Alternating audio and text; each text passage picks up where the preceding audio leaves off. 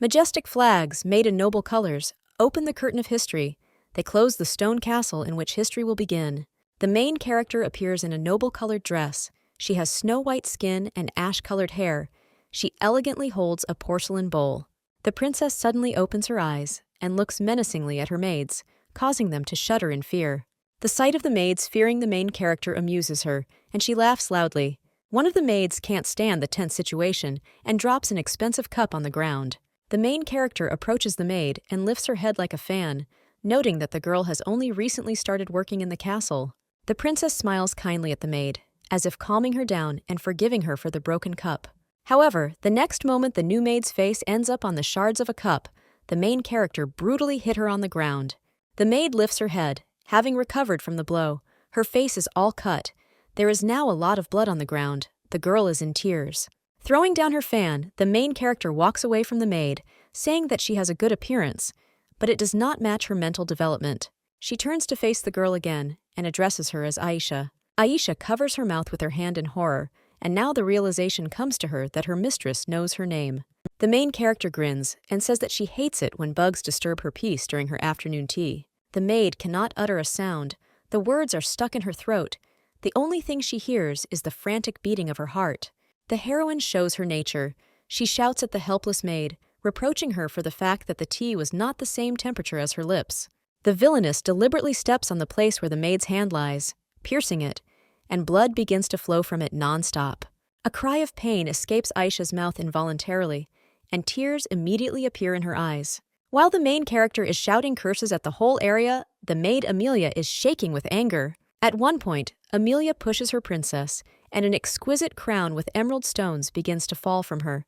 The maid yells at the girl and wishes her death for the way she treats the innocent palace workers. The main character falls to the ground, hitting her head. The sound of a book closing interrupts the story we were told earlier. The action moves to a dance studio, where the dancers discuss who will get the role of the villain for the final dance. Ella, a beautiful girl with flowing ash-blonde hair and a slender figure, volunteers. The dance director asks the girl again about her decision, since previously she was supposed to play the main positive role. Ella is not going to refuse such a wonderful opportunity to test herself. The choreographer accepts the girl's decision to challenge herself and wishes her good luck. The heroine reflects on her past, when she did only as her father wanted, and what she has achieved now, when she is trying to become a professional actress. The dancers leave the training room, but Ella decides to stay to practice some more. The girl is left alone. She rehearses the role of a tyrant, trying to express the emotions and intonations of the hero as realistically as possible. Breaking out of character, Ella sighs in disappointment, rubbing the back of her head. While the heroine is pondering what she lacks to enter the image of a villain, a dark figure appears behind her. Before she can finish her last line from the script, Ella is pushed by a mysterious figure. The girl falls quickly from the chair she was rehearsing on, and only at the last moment notices that it was not an accident. Ella suddenly opens her eyes, inside which it seems as if one can discern echoes of distant space and twinkling stars. Turning around, she screams angrily and asks who pushed her and almost killed her. However, instead of a dance studio and a mysterious offender, she finds herself in a beautiful garden, seeing only a couple of maids in front of her. Ella's eyebrows shoot up, her eyes widen, and her mouth falls open in confusion as to how she ended up in this place. Aisha runs to the princess and grabs her by the hem of her dress, saying that everything that happened is her fault and asking for punishment. However, Amelia stops her and admits that it was she who pushed the mistress. The girl is ready to be executed for her misdeed. The princess, in the person of Ella, stops the maid's confessions with a scream. Ella tries to figure out what's going on here, seeing the maid shielding Aisha, trying to protect her. The actress begins to understand something and looks around, studying the area and surroundings. The princess points her finger at the maids and repeats their names questioningly. The girl then points her finger at herself and asks the servants that she is a princess and is now in Atalanta. Ella begins to remember the plot of the book that she was supposed to use to stage the dance. The girl recalls that the royal family died as a result of food poisoning caused by servants. Ella finally realizes that she has been transported to the future, and she is very scared by the thought that she has ended up in a bloody old fairy tale. The actress's legs can no longer withstand the strain, and she collapses to the floor. Ella covers her eyes with her hand, realizing that this is the beginning of her hell. The heroine thinks about the plot of the story she found herself in, that the truth of the death of the kingdom of Adelante is shrouded in darkness, and no one knows the truth. The girl turns away from the servants, tucking her legs in and wondering if she should fall again to return back to her world. Someone calls Her Highness, but his voice is so loud that even the cat jumps up in fright. The source of the scream turns out to be the palace guards who have come to save the princess. They cross their swords near the maids' throats. The commander of the royal guard, Peeler, shouts loudly at the servant, threatening to kill them for attempting to kill a member of the royal family. Ella becomes frightened upon hearing the commander's threat and screams for them not to kill the maids. Peeler is surprised by his mistress's reaction and asks if he should carry out a more brutal execution by preparing the horses for quartering. The heroine feels sick at the thought of how the horses will tear the servants to shreds. Still feeling nauseous, Ella yells at the royal guards, ordering them to stop. The commander's gaze becomes stern and suspicious due to the princess's strange behavior. The girl understands that she is behaving completely differently from the main character, and if everyone realizes that she is an outsider, it could cost her life. Ella makes her look more indifferent and orders the guards to lock up the servants until she can think of a more painful punishment. Peeler enthusiastically applauds the princess for her composure and the terror she can instill in people. The princess leaves, ordering the maids to be detained, but the commander asks her where she is going. A stern look is directed at the man. The princess irritably asks him if she should report to a lower-ranking person. Peeler bows to the princess, saying that he has exceeded his authority. Her Highness finally leaves with her head held high. The commander-in-chief raises his head, and a crooked grin appears on his face. Meanwhile, Ella runs across the garden, trying to leave the scene as quickly as possible. The girl runs to some clearing and leans against a tree, trying to catch her breath. To breathe easier, the heroine takes off all her heavy jewelry and outerwear. Ella lies down on the black blanket, mistaking it for a picnic tablecloth, and finally enjoys the silence. Something twitches under the girl's head, but the heroine thinks that it is stones. The actress sighs and begins to think out loud about returning to her world, whether it is possible. Full of determination, the princess jumps up and exclaims that she must survive. Ella remembers the ending, in which both handmaids die that evening, and the entire royal family and she are fatally poisoned. Looking at the sky, the girl realizes that she still has half a day left before nightfall, and during this time, she needs to find the killer in order to survive. The princess lies back down, but this time she stumbles into someone's lap, and a man towers over her. Ella sees in front of her a handsome man with emerald eyes and ash-colored hair. The girl's face blushes from the attractive appearance of the man. The heroes look at each other intently, one with surprise, the other with interest. The stranger asks the lady to get off his feet. Ella immediately jumps up and apologizes for disturbing her, to which the man apologizes for disturbing her sleep. The girl says that the ash-haired man shouldn't worry, but inside, she feels like she's about to die from the stranger's intelligence. Finally, the princess realizes that the man was there the whole time and heard everything she said about exterminating the royal family. It's as if something is hitting the heroine's head, and her eyes widen when the stranger confirms her fears. The ash-haired man distracts the girl from her thoughts by kneeling in front of her. The man introduces himself as Alan and says that he wants to serve the lady. The man also mentions that he has excellent knowledge of the local cuisine. The girl freezes at Alan's words and tries to understand what just happened. The heroes find themselves inside the palace.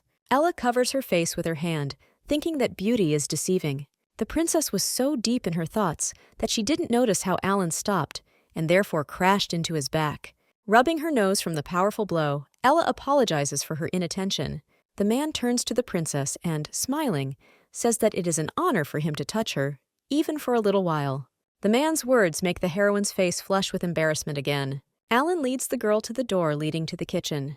The door opens suddenly, and a body flies out of it, and in the doorway itself stands a silhouette holding a cane.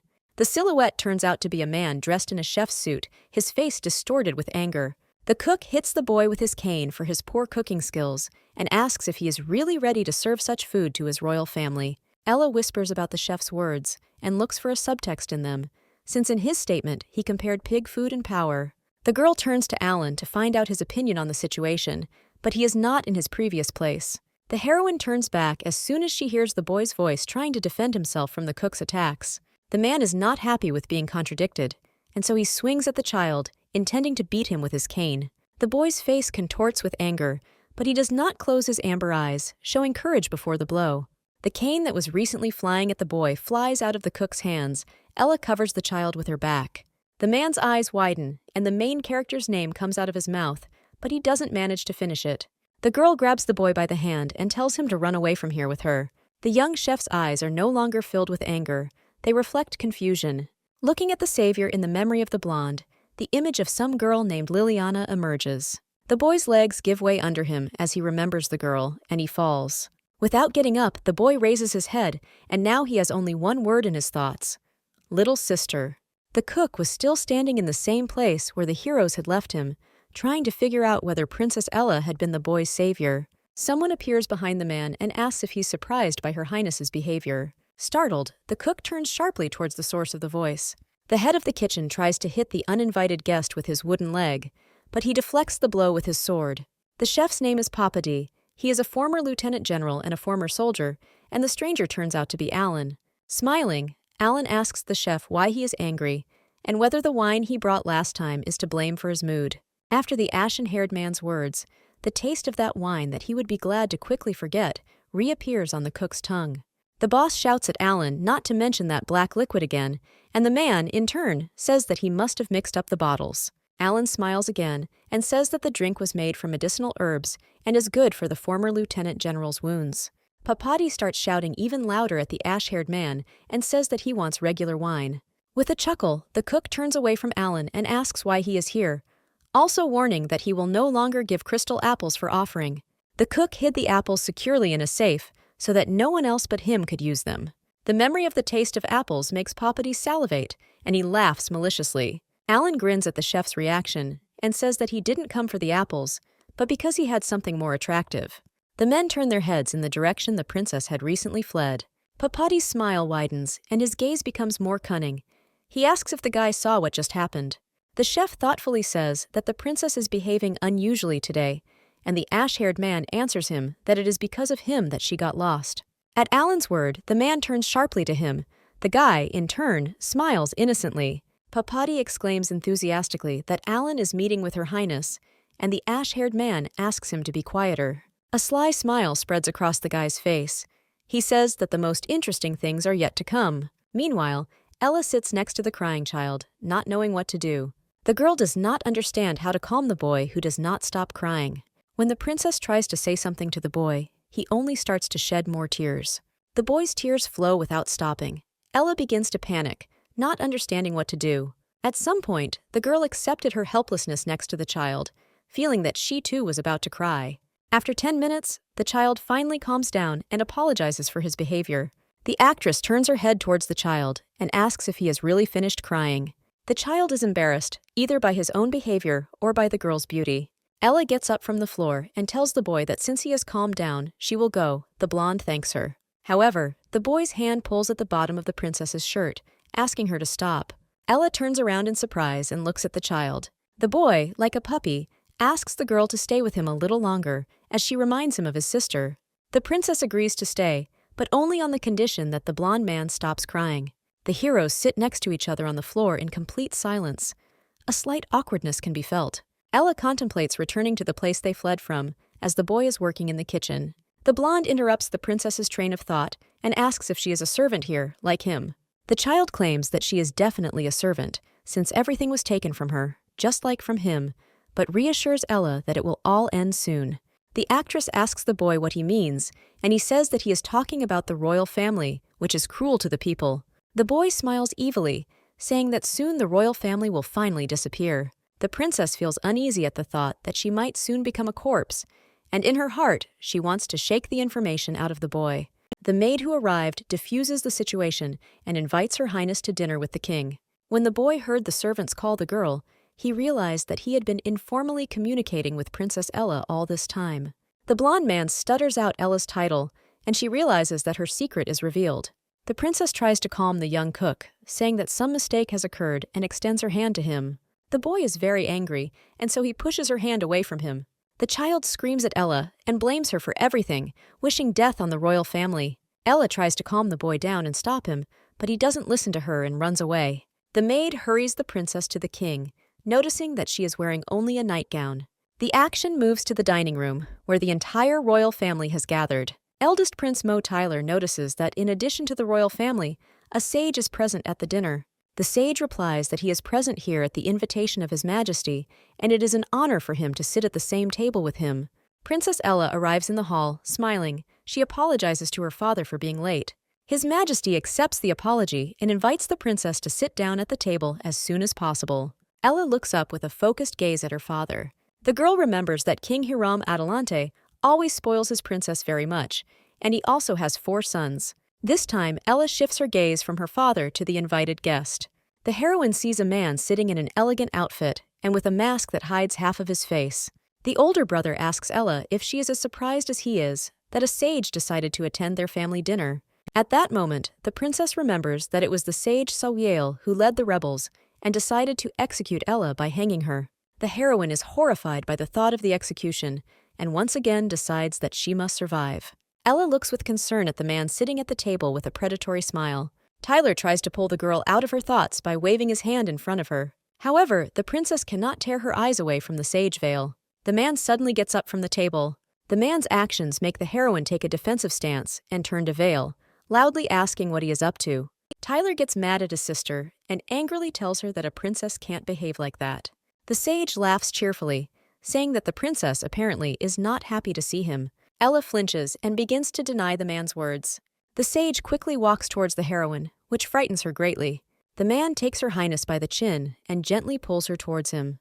The king calls the sage by name and asks him not to take the young girl's words too seriously. Sawiel seemed to envelop her and the princess with her predatory aura, making the girl feel helpless.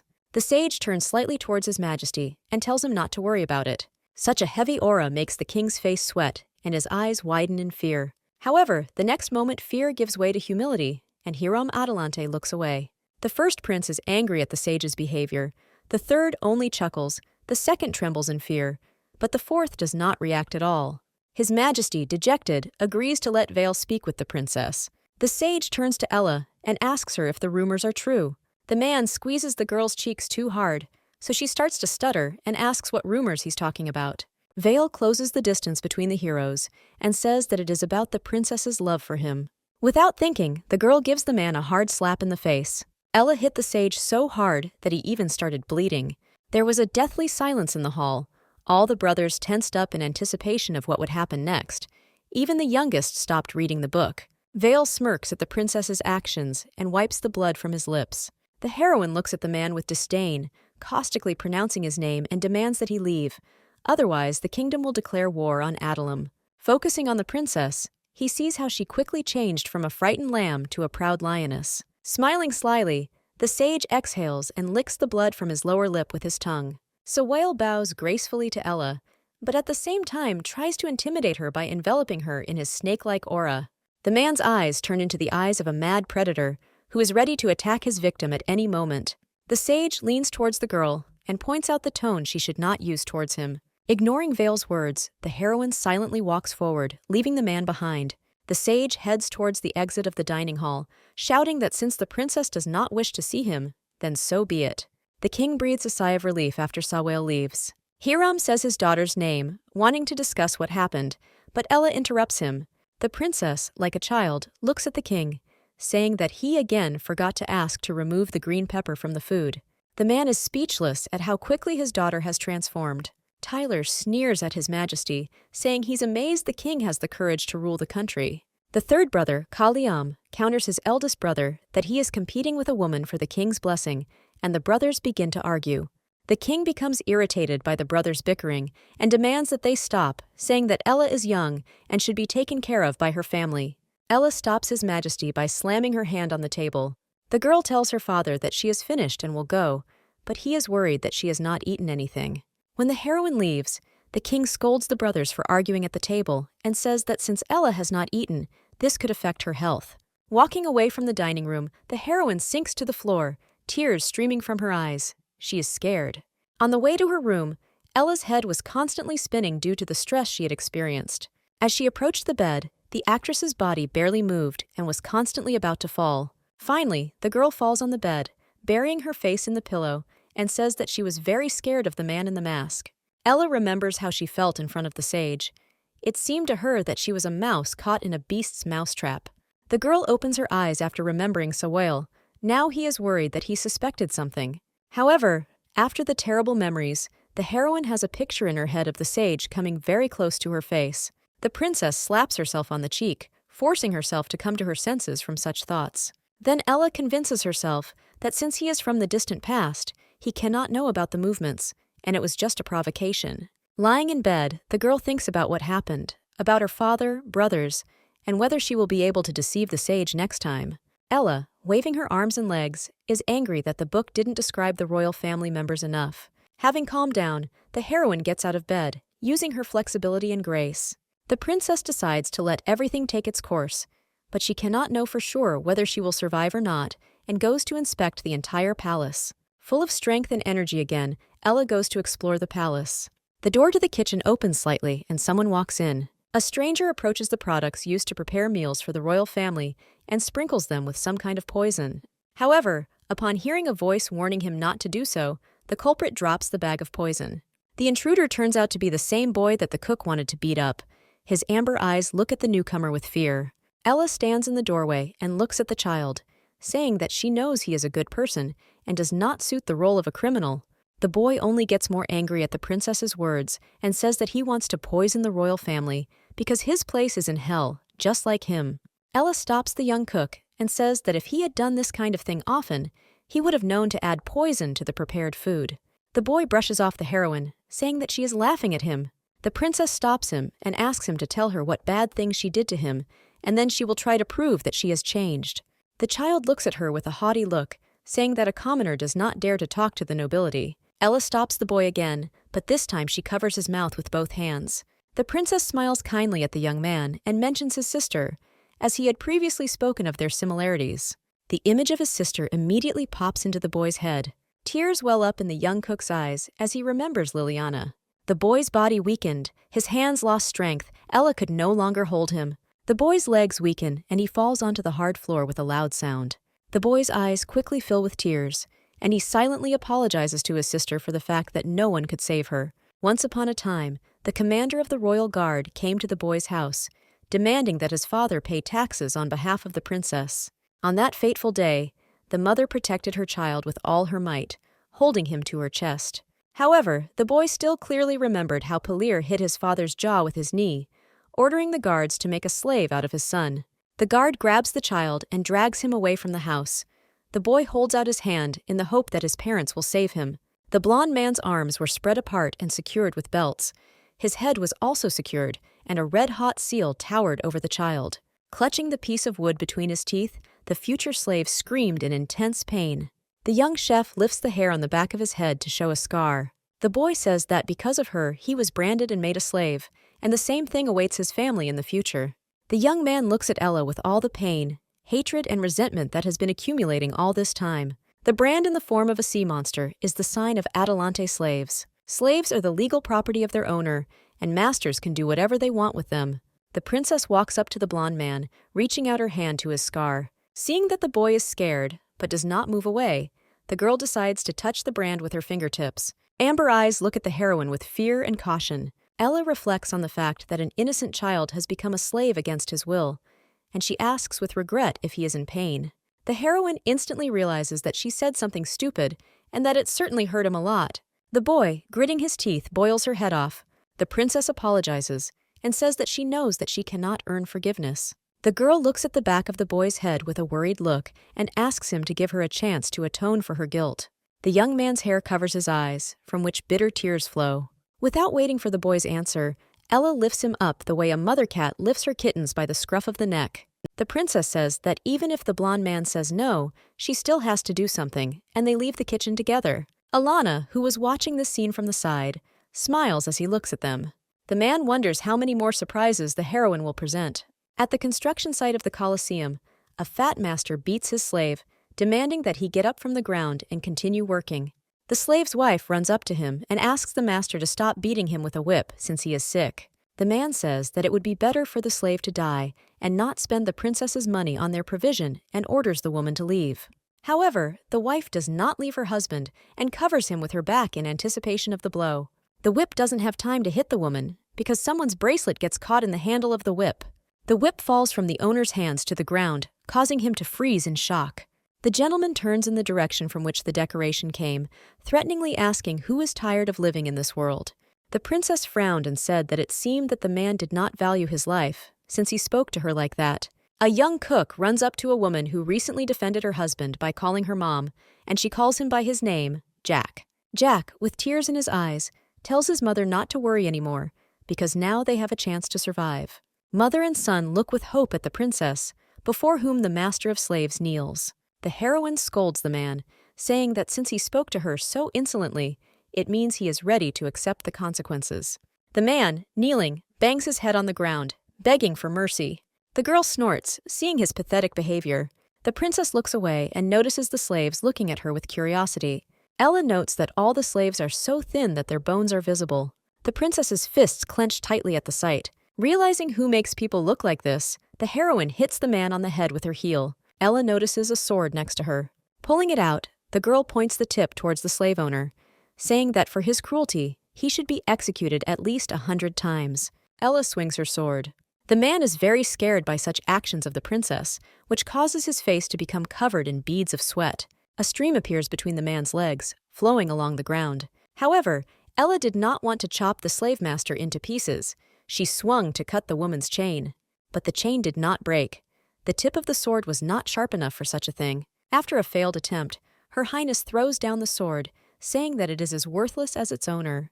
The princess laughs inwardly from awkwardness, because in the movie it seemed easier to do, and she didn't think that her hand would hurt so much. Holding her sore arm, Ella orders the guards to remove the shackles from the slaves. Jack's mother looks at the guard hopefully and asks him if they can leave now, but the boy does not dare to answer. Then the heroine decisively says that the slaves are free and can now return home and live happily. The boy looks at the princess in disbelief after she speaks of their freedom. Jack falls to his knees, as does his mother, who bows to the floor to the girl for their release. The woman grabs her son by the hands, saying that now they can return home, but he still cannot get over Her Highness's words. The princess smiles contentedly as she finally sees a happy picture. However, when the girl turns around, she sees the predatory gazes of the slaves directed at her. Hoping to be freed, the girl with light purple hair falls before the heroine, saying that she will do anything for her.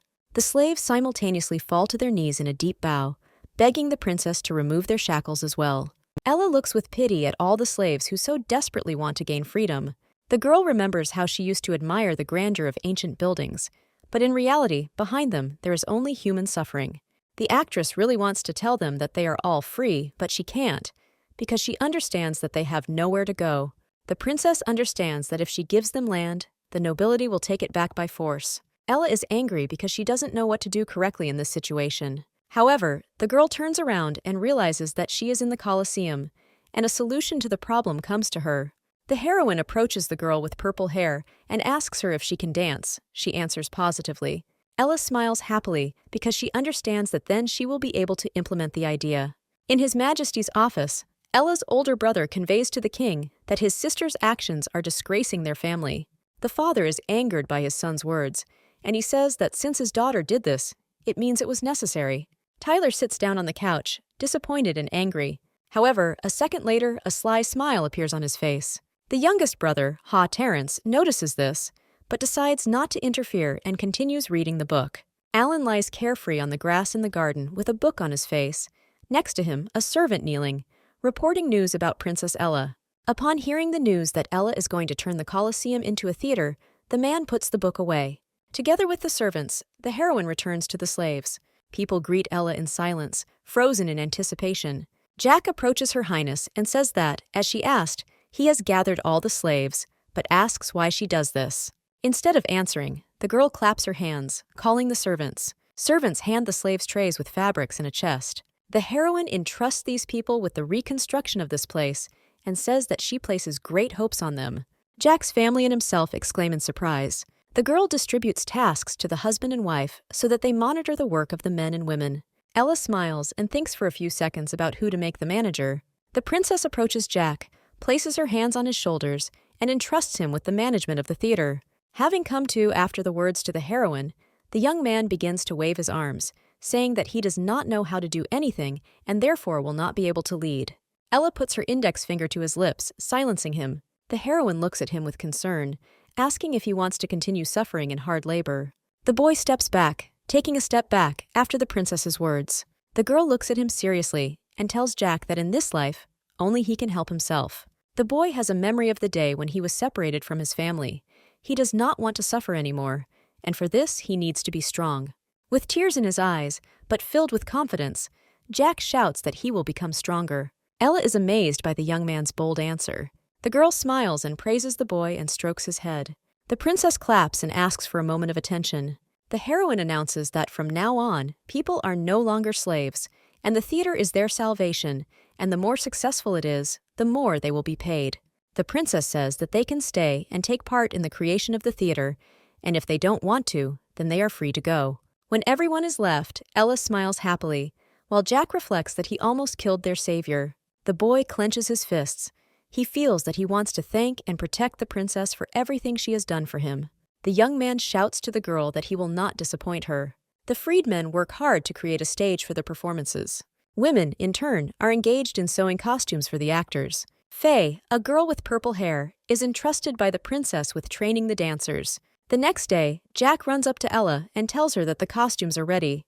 The heroine is glad that the women were able to complete the task so quickly and invites the young man to look at the costumes together. Metal pipes smash the scenery into pieces. Jack tells the trespassers to stop wrecking everything around them. The Marquis's second son, Leon Fond, watches from the sidelines with a smug smile. Jack's father falls at his feet, clinging to his clothes, and asks him to stop and discuss everything. The Marquis's second heir kicks Jack's father in the chest. The son runs up to the man, pressing his legs to his stomach, trying to reduce the pain from the jolt. Angry at Leon, the boy picks up a pipe from the ground and angrily swings it at him. However, Jack is hit from behind by one of the servants of the Marquis's son. The second servant pierces the boy's leg with an arrow. The young man's face is lifted by the chin, showing it to Leon, who calls him Princess Ella's favorite. Jack rips his face out and angrily yells at the blonde that he has no right to insult Her Highness. For the boy's words, he is kicked in the face with a boot. Leon throws up his hands and says that he didn't say anything like that, because Ella disgraced her family and now everything belongs to him. The man holds a golden dagger to the blonde man's throat and says that he will spare his life if he insults the princess. Jack says something, but it comes out unclear because of his swollen cheek. To hear the boy's words, the second son moves closer to his face. The next moment, Jack spits in Leon's face. The man slams the boy's face into the ground and threatens to cut off his head for spitting. The servant is already praying for the pipe to be broken over the boy's head. However, the subordinate's actions are stopped by the arriving princess. She is dressed in an exquisite orange dress, but without shoes. The girl approaches Jack lying on the ground. Seeing the young man's condition, Ella orders that a doctor be brought to him. However, no one dares to move and carry out Her Highness's order. The worried mother runs to her child. The princess tells her to take the boy away and find a doctor. Leon looks at the heroine's outfit and asks her if the theater is a cover for obscenity. Hearing this, Ella turns to face the man and tells him not to devalue other people's work. The girl tells the Marquis's son that all he knows how to do is spend his parents' money and that he is only good for eating. Leon is very angry about Ella's words, saying that she is only pretending to be kind and compassionate.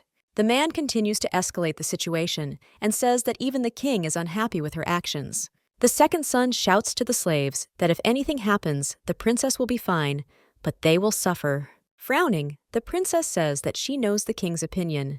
Leon narrows his eyes and is glad that the third prince did not lie about Ella losing the king's support. At that moment, the king's messenger appears, who announces that on the princess's land, she has absolute power. The heroine looks triumphantly at the Marquis's son and says that although his father is not happy, he remains on her side. The action moves back to the day when Ella came to her father's office to have him sign permission to implement her idea. The sage and Tyler enter the room. The king tells his daughter to take a walk in the garden, as he is currently busy with paperwork. The princess puffs out her cheeks at her father's words. The girl snatches the paper from His Majesty's hands. The heroine says that her question is no less important, and therefore she will not leave until the king helps her. The older brother yells at his sister that she distracts their father with little things and interferes with work. Ella turns her head to her father, seeking support. However, she sees a head drooping and turned away from her. The princess returns the document to the table and remembers that the king is a coward and an egoist by nature and will not be able to go against the nobility. The girl turns her gaze to the sage. Ella recalls that the nobility of Atalanta is divided into aristocrats with titles for merits and those who continue the line of their ancestors. These two groups are like fire and water. They can't get along with each other. The girl decides to play a trick and turns her attention to the sage, telling her father to ask him about her seriousness. Sawale raised an eyebrow in surprise. Ella nervously forces a smile, but her body continues to tremble. The king turns his surprised gaze to the sage, asking if he knew about the princess's plans. Vale asks the princess if he should know about her plans. The heroine excitedly says that since the sage always advocates for the prosperity of the country, they are in the same boat. Looking at her father, Ella says that the theater will solve the problem of people revolting, since they will have something to do. With confidence in her eyes, she asks what the sage thinks of her idea. Tyler looks at his father and sees that he is actually thinking about his sister's words. Frowning, the first prince yells at Ella not to mislead the king. However, Tyler is interrupted by the sage, who says that there is sense in the princess's words. Sawale's words cause the king and prince to let out a surprised cry. Ella looks at the sage in disbelief, glad that he agreed. The man sits down on the sofa and says that when using the stick method, you also need to give the carrot. Vale says that if the right decision is made, the king will be valued more, and this is a much more effective method than violence and threats. Tyler screams that this is a lie and that commoners are not worth the effort. The sister interrupts her brother and says that then the king's tactics are also a lie, since respect is earned through paying him money. His Majesty stops family disputes. Rubbing the bridge of his nose, the man accepts the sage's wish and therefore approves of his daughter's idea. The father tells his son that there is still room in the eastern part of the city, so he can do as he pleases. Not understanding what they were talking about, the girl turns her gaze to the sage, fearing that he is angry with her, since he is now drawn into this matter. However, Sawale only smiles mysteriously at the princess. Ella turns back to her father, initiating a conversation about his approval. The king gently stops the heroine, placing his hand on hers, and says that her daughter has left her no choice, and the sage will take care of the organization. Beaming with happiness, the princess thanks her father and says that she will run to get ready. As Ella passes by Sawale, he barely audibly tells her that she is now in his debt. Without answering the sage, the girl leaves. Standing in the Colosseum, the girl thinks that if the man wants to get even, the soldiers will come to her. Leon says that the people the third prince sent here 2 days ago did not warn him about the king's decree. Ella looks at the man in surprise because of his words about Liam. A messenger approaches the Marquis's second son and asks him to follow him, since he has illegally caused trouble for the princess. Leon becomes nervous and says that he acted on behalf of the third prince, as he promised to make him a duke after the coronation. The king's man silences the Marquis's son by stuffing a handkerchief into his mouth. The man begins to list Leon Fonda's crimes and orders him to be taken to court. Having finished his work, the messenger announces that they are leaving. The princess looks happily and gratefully at the king's people leaving. Faya happily jumps on the girl, saying that this is simply wonderful news. All the people begin to rejoice and praise Princess Ella. The heroine turns to the people and says that they can now continue to work with peace of mind. There are 15 days left until the theater opens. The worried maid runs up to the princess, saying that the beam on which the rope hangs has sagged in the middle. Ella asks if they have installed the auxiliary supports. The servant answers in the affirmative. But the princess understands that it is a matter of the laws of physics. When there are 10 days left, the heroine examines the finished costumes for the actors, but her hands start shaking at the sight of them. One of the seamstresses says that they decided to save a little on materials, since it is the princess's money. Ella is horrified by the sight of the bear's lower part, which was supposed to be voluminous. There are 8 days left until the opening, and the heroine notices that many girls are embarrassed to wear dresses, remaining in their shirts. However, the princess does not allow them to leave, throwing her away. There are only 3 days left, and she finally sees Jack walking towards her with leaflets in his hands. Ella has seen a lot of strange things during the days of preparation, so she thinks she won't be surprised if she sees a cat dog on the sheets. However, her fears are not confirmed, and she looks at the young man with joy. There are 4 hours left before the opening, and leaflets announcing the opening of the theater are falling from the sky on the city streets. An actor dressed as a bear invites everyone to the first performance. Since tickets to the performance are very cheap, many children decide to go to it. Ella's older brother's spy looks around the corner at the crowd of people, saying that he will do everything to ensure that no one gets to the performance. However, someone taps the spy on the shoulder, forcing him to turn around. The next second, the man is already lying on the ground. The commander of the nightly detachment stretches his left hand, with which he has just eliminated the criminal, and orders him to be taken away for interrogation. The commander, Corporal Lars, informs his knights that his shift is coming to an end and tells them to continue patrolling the streets without him. The blonde knight asks another's opinion on the reason for the commander's interest in the theater. Ella wore a forced, awkward smile. The girl sits in front of the sage, who decided to look in on the princess, The heroine thinks that Vale decided to return the debt. Silence hangs between the two. The man gets up from his chair and approaches the princess, towering over her. Ella shudders at the sage's intense gaze and contented smile. Sawale asks the princess if she wasn't the one who called the man. The girl clarifies whether she heard correctly that it was precisely at her invitation that he was here. And then the girl realizes that someone familiar to her is standing in front of her. The day before, Ella had been looking through documents to figure out what was missing for the theater's opening the following day. A maid comes to the princess and informs her that the debut number, consisting of 10 people to entertain the audience, is ready. After the maid's words, Her Highness hurriedly leaves the room. The maid can't keep up with the king's daughter and shouts after her that she hasn't even changed her clothes. Ella runs into the garden, very out of breath, and tells someone that he really did come. Alan sits relaxed by the tree and, seeing the lady, rejoices at her arrival. Ignoring the man's flirting, the girl approaches his face, asking if he knows about the theater. Sitting down further away from the heroine, he says that he heard a little about his discovery. Ella happily tells him that she invites him to the performance and asks him to bring one of his friends. Sighing, the ash-haired man asks why she is inviting him. The princess replies that this is because she has no other friends besides Alan, and she needs someone to look after the troublemakers. Alan chuckles awkwardly and says he doesn't seem to have a choice. The girl happily asks if the man agrees to go to the theater. The ash-haired man bows politely to the princess and says that he cannot refuse. He only says that his friend is not quite ordinary. Ella grabs the man's hand and says that it doesn't bother her because she needs a lot of spectators at the opening. The heroine does not take her eyes off Alan, but does not say a word. Narrowing his eyes, Alan asks Her Highness if he is not worthy of being her bodyguard. A luxurious carriage arrives on the red carpet. Jack, dressed in a black suit, bows respectfully to the arriving guests. The guests are a sage and all the princess's brothers, except for the first prince. Ella's elder brother's spies, lost in the crowd, say that Thaler must be informed of the arrival of the princes and the sage. The first guests of honor of the theater begin to take their seats. The baron with the purchase title, Eliot, notes that the slaves have prepared ordinary wooden chairs for the special guests. The king's third son approaches the sage, offering to go to his palace instead of the performance, but he ignores Liam.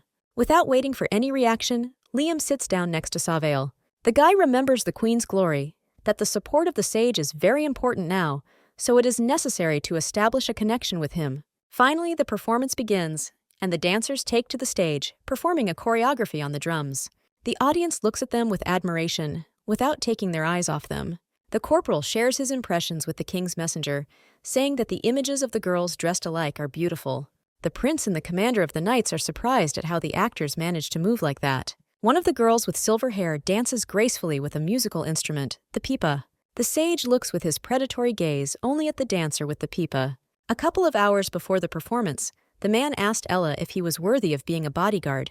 She replied that he could just come. Moving his body closer to the princess, he told her that they must trust each other. This time, when Ella looked into the sage's eyes, they were filled not with snake-like cunning, but with warmth. As he was leaving, the man said that the heroine still owed him one more debt. Alan smiles as he remembers that meeting. Next to the sage, the third prince throws out a phrase that the girl with silver hair will be his. However, the masked man interrupts the prince in a low voice, saying that the dancer will be his. Liam's gaze focuses on the girl's face, his brow furrowing. The next moment, the prince jumps up from his seat and calls out to his sister questioningly. Ella looks at him with concern, wondering why her brother came here. The princess begins to wonder if it was Alan who brought the prince as his friend. Feya calls the heroine, reminding her that it's time for them to change clothes. The girl begins to worry that they won't be able to cope, since soldiers are coming. Jack looks at the princess with concern, wondering what is troubling her, but one of the workers calls him, saying that they are looking for him. The boy comes to the place where someone was looking for him and looks around. The young man finds a note lying on the ground. Messenger Felix returns to his place. Jack, in turn, jumps up after reading a note that says anything can happen.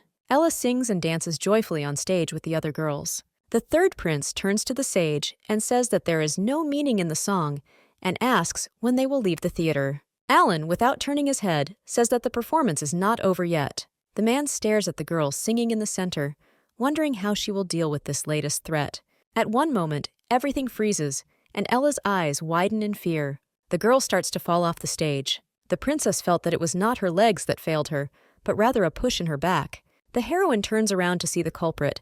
It turns out to be a girl with orange hair, the color of one of the backup dancers. However, Ella lands successfully in scattered rose petals. Silence reigns in the hall. The princess continues to sing despite the anger she feels. People in the audience start whispering that this fall was written into the script and looked spectacular. Even the third prince believes these words, saying that it was stupid to include something so shocking in the program. Jack peers out from around the corner, sweating, worried about Her Highness. Alan looks somewhere to the side, saying that it is not time to relax yet. The top of the stage begins to crack. Backstage, Ella approaches the redhead and asks where she is going, to which the girl replies that she is not feeling well. Smiling kindly, the princess tells her to come back quickly, because without her, the performance will not be able to continue. The girl bows to her and exhales to herself, rejoicing that Her Highness did not notice. The heroine stops her by asking if she likes the jewelry and says that she can take any from her father's treasury for her work. The excited girl happily asks if she can have the gemstone necklace. The princess agrees and asks what it looks like. The red-haired one describes it in detail. The heroine's gaze becomes serious, and she directly asks why she needs this necklace. The dancer begins to justify herself and says that this necklace belongs to her. Ella doesn't believe her and asks how this necklace could belong to a former slave. The redhead nervously replies that she found it, and the princess understands that she is not telling the whole story. The main character orders the officers to capture and lock up the criminal. The former slave sneers at her, saying she won't be able to lock her up. However, the heroine responds with the same look and asks if she really thinks that she will fall for her provocation. Jack approaches them and tells the redhead that the princess prepared in advance because she knew how many enemies she had made. The young man says that Her Highness had long ago predicted that something could happen to the props. After the incident, the traitor is taken away and the girls finish the performance. Ella enters the room and sees that they are waiting for her. The sage calls the girl his princess, sitting elegantly on a chair. The main character quickly enters the room and closes the door. The man sighs and says that apparently the princess had long ago guessed about his arrival. The princess curtsies and says in a formal tone that she is grateful for the sage's help. The masked man doesn't like Ella's actions and says that Her Highness can leave the formalities. Alan grabs the girl by the hands and pulls her towards him. The sage says that he can accept a shared dinner as a sign of gratitude. Ella is embarrassed and angry at the hero's actions. The girl looks into the man's eyes, and they seem somehow familiar to her. Alan pulls the princess closer to him, asking what she wants. The main character becomes too uncomfortable, so she quickly moves away from the man. The man also gets up and, passing by, whispers in Ella's ear that they will meet in the evening. The sage stands contentedly behind the door and listens to the princess's curses. Felix tells his master about his nasty interest in Her Highness. Alan doesn't let Felix finish his sentence. Walking behind the gentleman, the boy asks if the princess will come this evening, to which he answers in the affirmative. Hearing the princess still scolding the sage, the servant begins to doubt it. Someone starts knocking on the door while the princess is trying to get away from the encounter with the snake. Jack starts knocking harder on the door and says that the theater is on fire. These words tear Ella out of her thoughts. The heroine looks at the burning stage with a menacing gaze. Jack's father runs up to the girl, offering to leave the firefighting to them. Ella interrupts him, asking about the state of the firefighting equipment. The man says they are in good condition and the fire will be put out quickly. The theater floor is equipped with water-filled ditches to effectively fight the fire. Faya approaches the princess with the red-haired girl and says that she wanted to take advantage of the confusion and escape. Ella turns to them and addresses the criminal, asking who sent her. The girl zealously says that the gentleman will soon save her, but the theater will fall apart sooner or later. The princess, hearing the words about the gentleman, asks the red-haired woman if they are talking about Mo Tyler. The intruder freezes and asks how Her Highness knows about this. Ella says that her brother wants to take over this land, but the theater prevents this from happening, so she has no one else to think about. In the evening, the princess is gathered for dinner with the sage. The maid asks her to put on her cloak, since going out without it is considered bad manners. The main character gets angry and says that she won't go anywhere. The maid tries to convince her mistress, but she flatly refuses to listen to her. Ella leaves, saying that she has more important things to do in the garden. However, someone grabs her by the skirt, thereby stopping her. The princess gets angry at this behavior and yells at the stranger. Another maid ends up on her knees, begging to accept the sage's invitation, and out of desperation she begins to cry. The servant stands behind the prince and tells him that the theater is closed for repairs, and they also need to finish with the dungeon as soon as possible. Tyler tells the servant to tell him about the work in the dungeon when they return. He will sort it out. Ella remembers two maids, Aisha and Emily, who are also important characters in the story. The princess, smiling awkwardly, tells Aisha that if she has something to say, Let her say it and not cry. The girl is picked up from the floor by a blonde maid. Aisha tells the mistress to visit Mr. Lark Nuo. Her Highness asks the girl who he is. With tears in her eyes, the maid says that this wonderful man saved many people, including her sisters, from bad people. The girl says that she will do everything for her consent. Ella begins to think about her words, because devotion to an idol is a common occurrence. The princess asks what happened to Lark Nuo.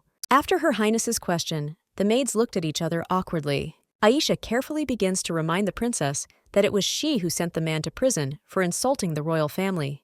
In her thoughts, Ella clutches her head, scolding the former owner of the body for her excessive cruelty. Smiling peacefully, the girl says that since he is such a good person, there must have been some kind of misunderstanding. Aisha tells the princess that she cannot wait, since Larka is to be hanged that same day. Ella stands in shock from the maid's words, realizing that it will be difficult to save the man.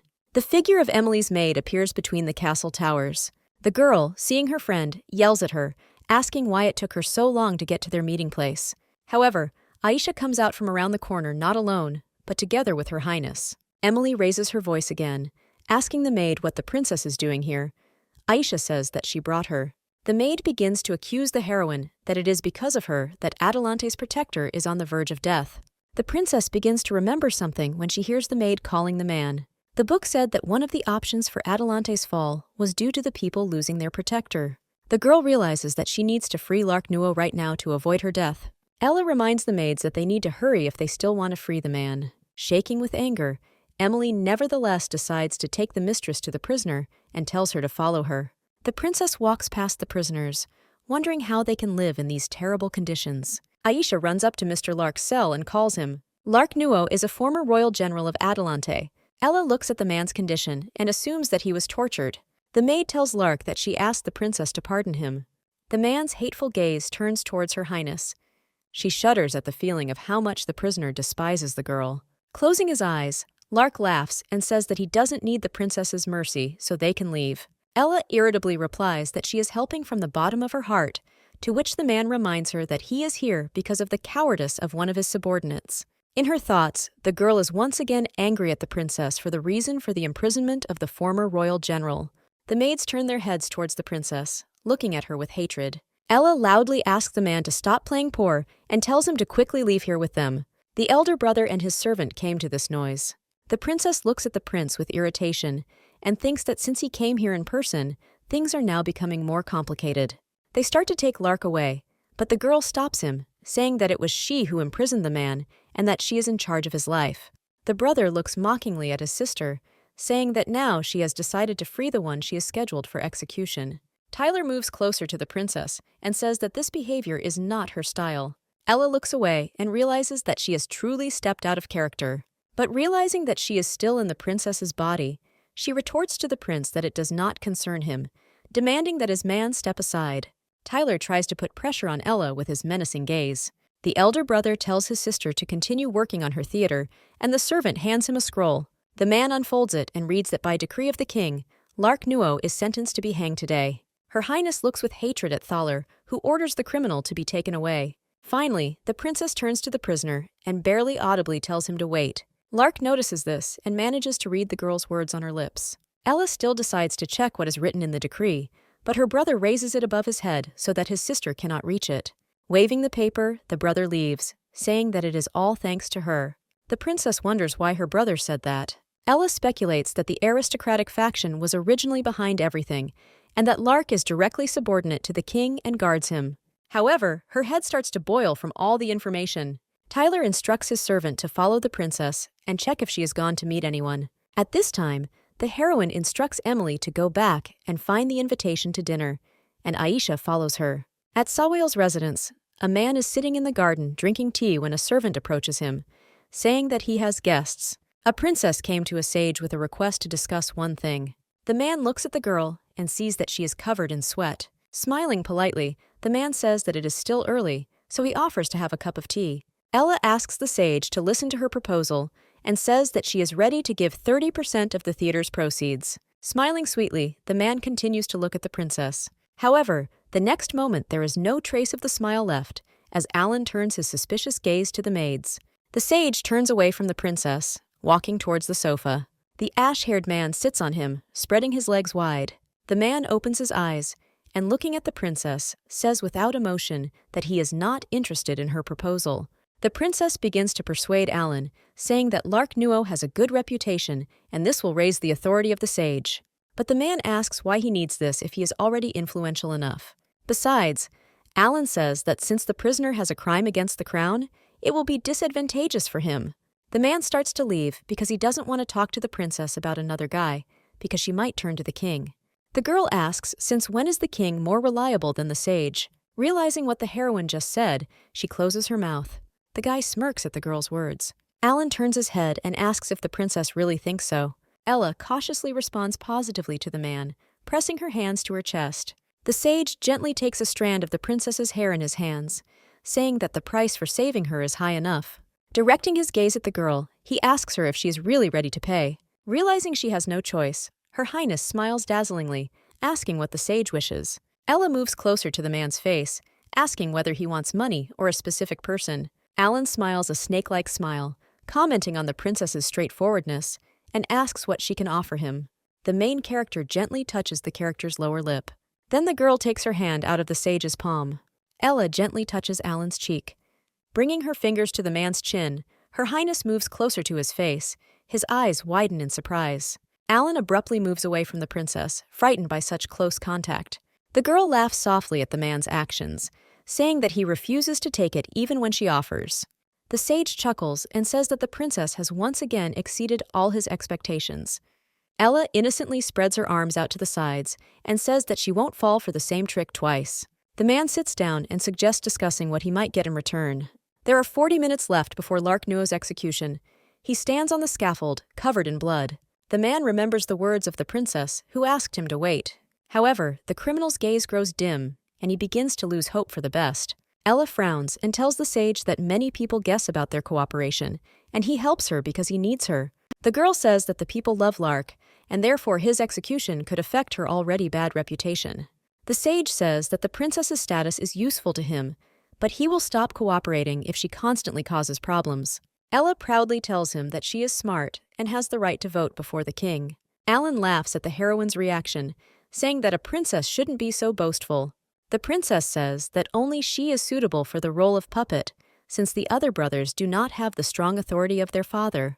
The masked man smirks at Ella's words and calls his servant Felix to pour the wine. The sage says that he is offended by the heroine's conversations and great efforts for the sake of another man. Clearing his throat, the man gives instructions to Felix. The servant places a document in a red cover in front of the princess. When the heroine opens it, she sees the word contract and many of its clauses. The girl understands that the sage has deceived her again. Ella turns her gaze to the satisfied man in the mask, who had calculated everything in advance, even preparing the documents. The princess begins to read the document.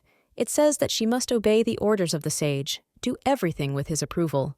While sipping wine, the man points out that the most important thing is on the last line. Seeing that the last line states that she must appear at the first call, the girl shouts that he is taking advantage of the opportunity. Alan interrupts her and tells her that she can take her time to think things over, since the execution site is 25 minutes away. Ella drinks all the wine in one go and tells him to give her a pen. The sage smiles triumphantly at the princess's decision. The heroine, with irritation in her voice, tells Alan to go to the place of execution while she returns to the palace to find the king. The first prince sits before the scaffold and says that the time has come to hang the criminal. A noose is placed around the bloodied man's neck. The servant is already preparing to turn the lever to the other side to hang Lark Nuo, but someone shouts at them to stop. A crowd of people riding horses appears from around the corner. Worried, Tyler screams to pull the lever faster. The servant unquestioningly carries out the prince's order, clicking the handle. The rope flies up, squeezing the throat of the former royal general. The sage quickly passes the princess's older brother. The man simultaneously takes out a sword to throw it towards the prisoner. The blade hits its target, and Lark Nuo falls hard to the ground. A horse slows down next to a man whose life was on the line a few seconds ago. Lark looks at the sage in surprise, not understanding why he is helping him. Alan turns to the first prince, saying that he is treating him without respect and judging him without reason. Looking at Mo Tyler with disdain, he asks him if he understands what problems he now has because of such behavior. Tyler opens his mouth to respond to the ash-haired man's accusations. However, The sage, not interested in the man's justifications, turns away from him. Alan raises his hand and, in his capacity as emperor, announces that the execution is cancelled and the accused's case will be reviewed. The sage orders the man to be taken back, but the first prince indignantly protests and demands to see the king's order. The ash-haired man yells at the man that he forgot his place. Enveloping everything around him with his serpentine aura, the sage says that even the church cannot dispute his decision. Alan looks askance at the criminal, who is still sitting on the ground, still not realizing that he survived. The sage once again repeats his order that he be taken back to prison until a new sentence is announced. Ella stands in her father's office, asking him why he can't give her the prisoner. The king tells her that he has already issued a decree for his hanging, and there is no reason to change it, to which Ella is indignant. His Majesty is angry and says that Ella has become too capricious lately, although she was not so annoying before. The actress has tears in her eyes and says that she didn't do all this for herself. Since her father does not want to help the princess, she decides to demonstratively run away from the office. Waving her hand, she silently begs the king to stop her. The heroine's guess is confirmed, and her father grabs her hand, telling her to say what she wanted. The princess looks at the king with puppy eyes and says that the cancellation of the execution is needed specifically for him. Ella says she was offended at first, so she arrested Lark, but then she thought that her father's rating might fall. The king doubts, because it is not good to go back on your words, but his daughter tells him that no one will think so. The man agrees, but says that everything needs to be checked again to make a final decision. The girl is very happy about her father's decision, saying that she loves him very much. The man sighs innocently at the reaction of his daughter who left the office. The princess happily runs to Aisha to tell her the good news about her idol's pardon. However, instead of joy, only fear is reflected on the maid's face. She tells the heroine that Mr. Lark Nuo is being tortured. The man is in a dimly lit place, tied up with his hands up, and servants are brutally beating him. The criminal looks at them angrily and provokes them to hit him harder. For the words of the former royal general, he receives a whip across the face. The servants laugh and discuss that the princess deliberately ordered a more painful death instead of hanging. The prisoner's gaze begins to dim from the words of the guards, gradually losing hope. However, at that very moment, Her Highness enters the torture chamber, shocking everyone. The commander's eyes once again lit up with hope at the sight of the girl. A red-haired servant runs up to Ella and says that they are interrogating a criminal within the law. The heroine looks at them menacingly, saying that she is their law. Pointing at Lark, the princess says that she will send everyone to the gallows if blood is spilled from the commander's beautiful body again. Her Highness's words make the prisoner feel uneasy. Ella blushes at her own words and points out that she meant strength, not beauty, because if he dies, who will protect the kingdom? The princess reports that the king has handed over the case of Lark Nuo to her responsibility, to which the servant replies that it is still being checked. The heroine points to herself, asking the red-haired man if he thinks she is lying. Ella, becoming very angry, begins to approach him, threatening to punish him for slander. However, the girl is gently stopped by a stranger's hand placed on her shoulder. Sawail tells the princess that she will be upset if she gets her hands dirty with these people. Her Highness throws off the sage's hand, telling him to speak to the men himself. Suddenly, the girl is permeated by the aura of the ash-haired man, and it begins to seem to her that she has already experienced something similar before. Ella pushes these thoughts away, realizing that now is not the time to think about it. The heroine takes the decree from Felix's hands and shows it to the servants, saying that she is handling Lark Nuo's case. The guards, dejected, leave, acknowledging the princess's victory. Her Highness tells the men to tell her brother that if he continues to put a spoke in her wheel, he will greatly regret it. The girl turns towards the defender Adelante and sees him begin to fall to the ground. Realizing that Lark is about to hit the ground hard, the heroine screams helplessly. At this moment, Vale pushes the criminal onto Felix, saving him from falling. Ella scolds the sage for this method of helping, to which he replies that he was simply saving her reputation. The hero's conversation is interrupted by a wounded criminal. Lark asks Her Highness why she decided to release him. The princess smiles, saying that the man's death would be a great loss for Adelante. The girl says that she has changed her mind about the criminal and is ready to fulfill any demand as compensation. Ella claims that even if Lark Nuo wants to return to the Horse Guards, there will be no problem. The man already opens his mouth to give his answer to the heroine's proposal, but the sage hits him.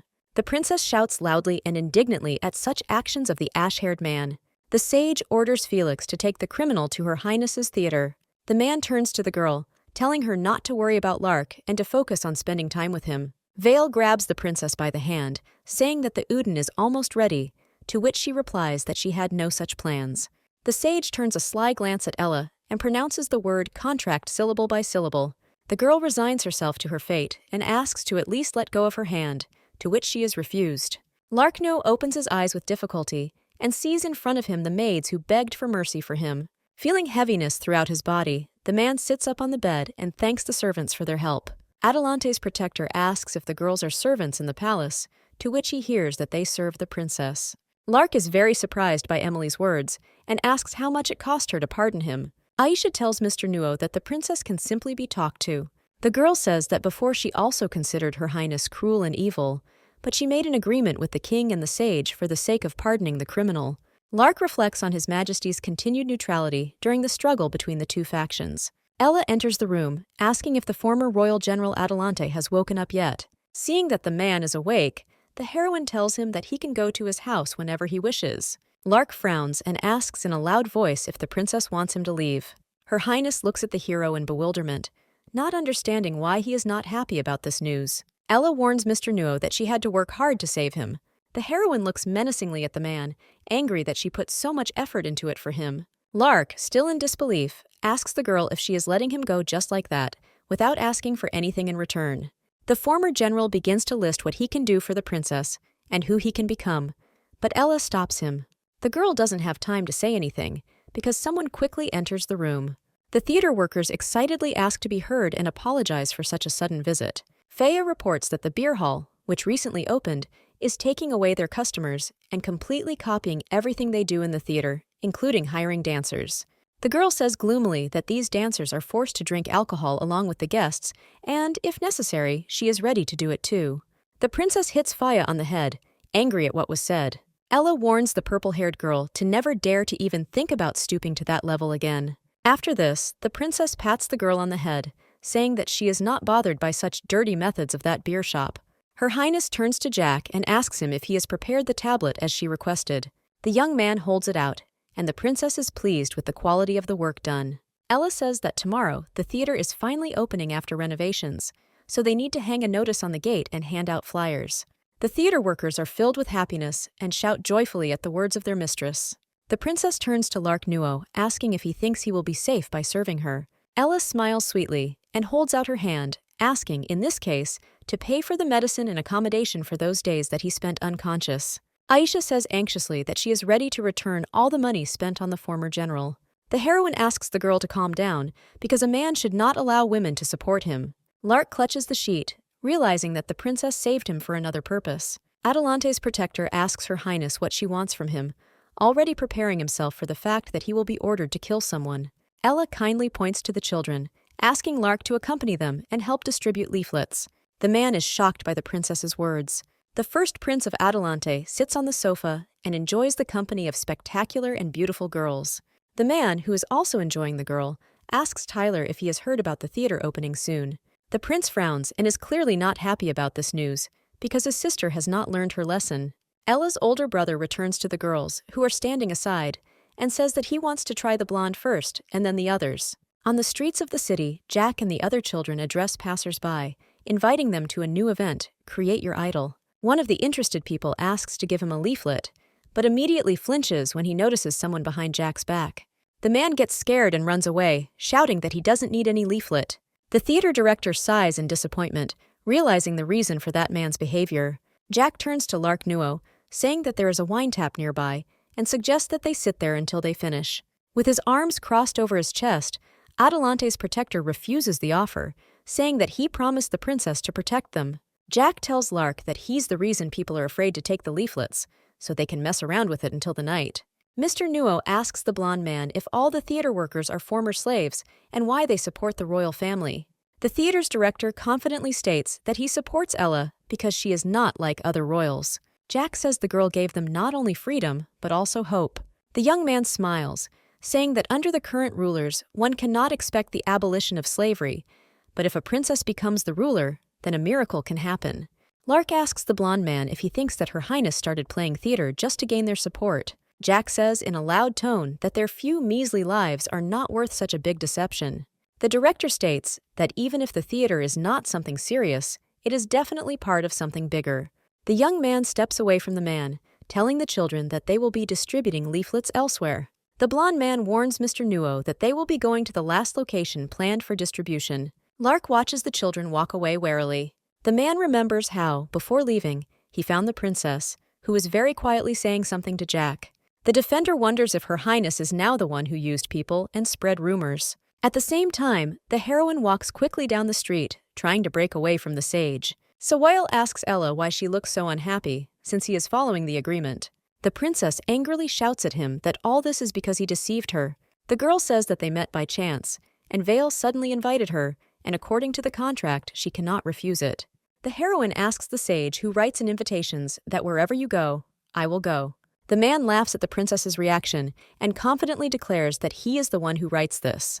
Ella realizes that she cannot stop the sage from following her, but asks him not to ruin her plans unless it is a matter of life and death. Vale becomes even more interested in where the girl is heading.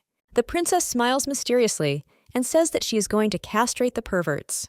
The heroine approaches the room where the first prince is having fun, but one of the servants stops her, asking to show the invitation. Ella covers half of her face with a fan and asks the servant if she needs it. The man does not recognize the heroine as a princess and says that if she joins them, she will not need an invitation. Her Highness shouts at the servant not to disturb her and hits him on the leg with her heel. Ella tells the man that she has come to settle old scores. The heroine enters the room and sees in front of her a place that looks like a real brothel. Mo Tyler asks his sister where her manners have gone. The princess asks her brother exactly the same question, since the prince had previously managed to interfere with the work of her theater and use her name to accuse Lark Nuo.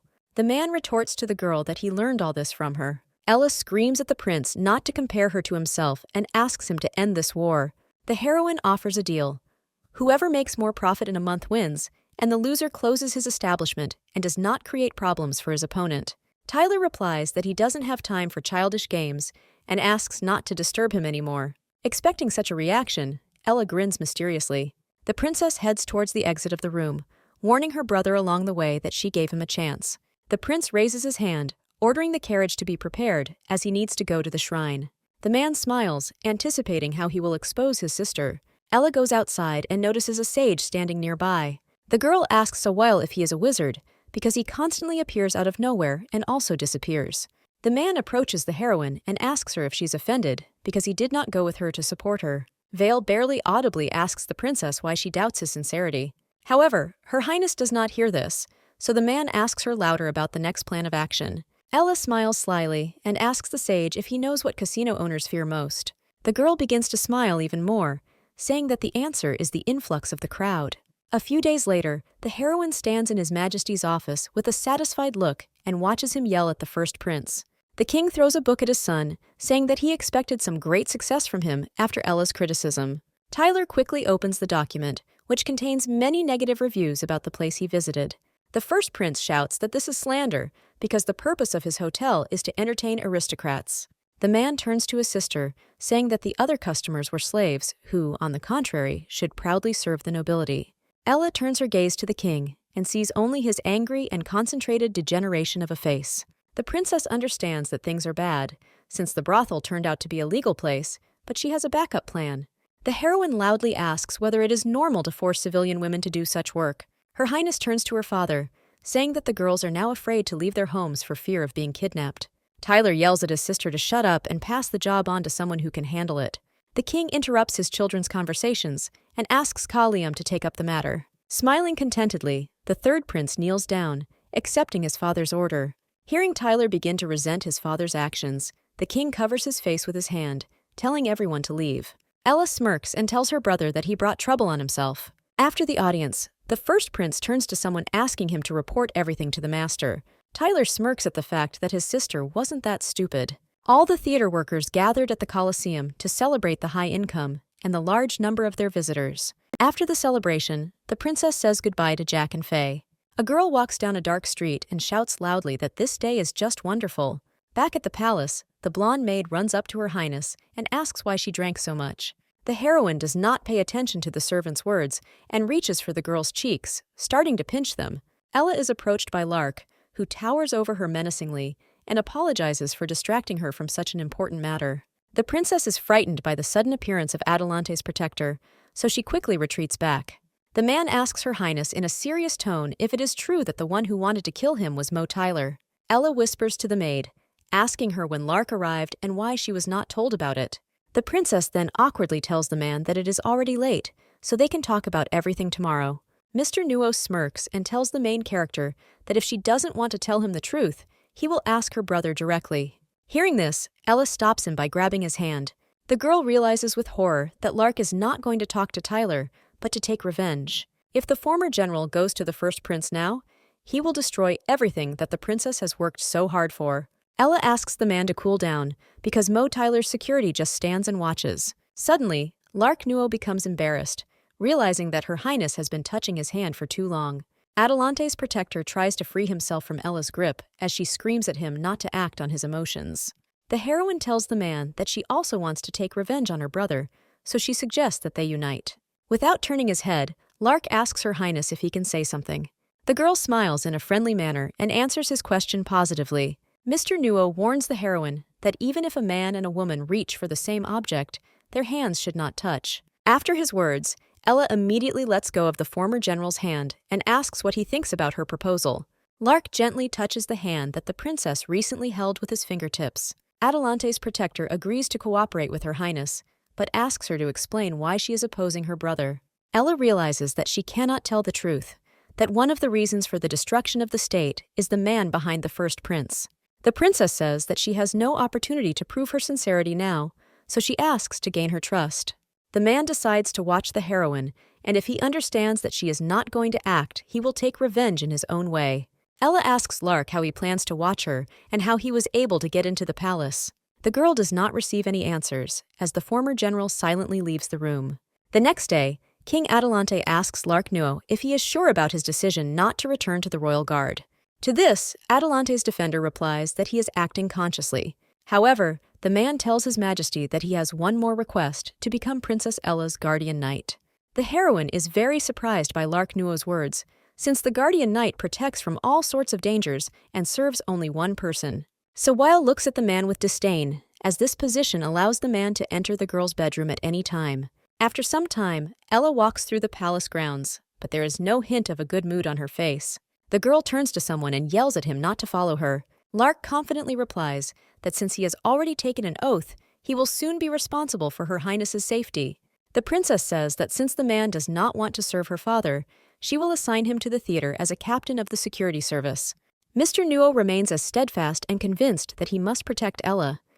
Seeing that Lark is not going to listen to her, the heroine resigns herself and tells him to do as he wants.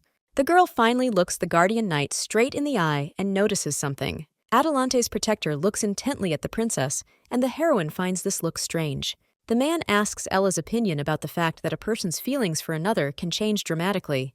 Her Highness looks away and awkwardly asks not to change the subject of the conversation. Not hearing a clear answer, Lark reaches out his hand to the girl's hair and lightly touches it. However, his hand is immediately stopped by someone else's. Sawile angrily tells the man that he has not yet learned the ethics of chivalry. The sage says that he is amazed at how quickly and successfully the princess creates a harem for herself. Lark Nuo pulls his hand out of Ella's grip and bows before her, saying that he will accept any punishment. The girl warns the former general that they will talk later, since the sage clearly did not come for no reason. Finally, the guardian knight looks at Sawile with disdain and then leaves. Ella exhales and thanks the sage for coming in time, because he has no idea where this could have gone. The ash-haired man grins and says that he came at the wrong time after all. The princess smiles awkwardly and says that there is nothing between her and Lark except a working relationship. Her Highness clarifies the reason for the sage's visit and says that she also needs to discuss something related to Lark Nuo. Suddenly, Vale yells at the heroine not to talk about another man next to him. The sage quickly approaches the princess and asks if he and the former general are the same in her eyes. Ella starts to get angry at the ash-haired man, as he started to cross all boundaries with such behavior. The princess pushes the sage away from her and shouts that they are the same, since they both do and say strange things. The heroine turns away, screaming that if she didn't have to survive, she wouldn't care about anyone. Realizing that the girl is leaving, the man will put his arm around the girl, causing her to lose her balance. Her Highness is angry at such actions, so she intends to slap Vale, but accidentally hits his mask. The mask falls to the ground, and a bleeding wound appears on the sage's face. The heroine's eyes widen in surprise, and she looks at the man in disbelief. The girl's only close friend, Alan, appears in front of her. Ella looks at the man with despair in her eyes, not understanding what is happening. The heroine thinks that she opened up too much to Alan and behaved completely differently with the sage. All the moments connected with the ash-haired man flash through the princess's mind. The heroine is overcome by a shudder that spreads throughout her entire body. Alan notices this and tries to take the girl's hand, but she yells at him to stay away. Smiling in a friendly manner, the sage raises his hands and says that there is no need to fear him because they are allies. Ella crosses her arms over her chest, saying that she doesn't understand what the man is talking about. Alan says that he did not want to deceive the princess because he was sure that she recognized him. To confirm his words, the sage places his hand on his heart and swears by God that he will never betray the heroine. Her Highness looks at Sawale carefully, noticing every detail of his appearance. The princess looks down and says that she doesn't care about the man's words. The girl tries to leave again, but the sage grabs her by the hand. Alan tells the heroine that he will win her trust again and asks her not to give it to anyone for now. While all the actors in the theater are preparing for the performance, the princess sits alone and depressed away from everyone. Faya approaches her mistress and asks what she is thinking about. Her Highness sighs and begins to talk about one of her friends. However, Ella doesn't finish the sentence, asking the girl with purple hair to return to the stage. The heroine throws her head back, thinking that she definitely won't fall for the loud promises given by Sawale.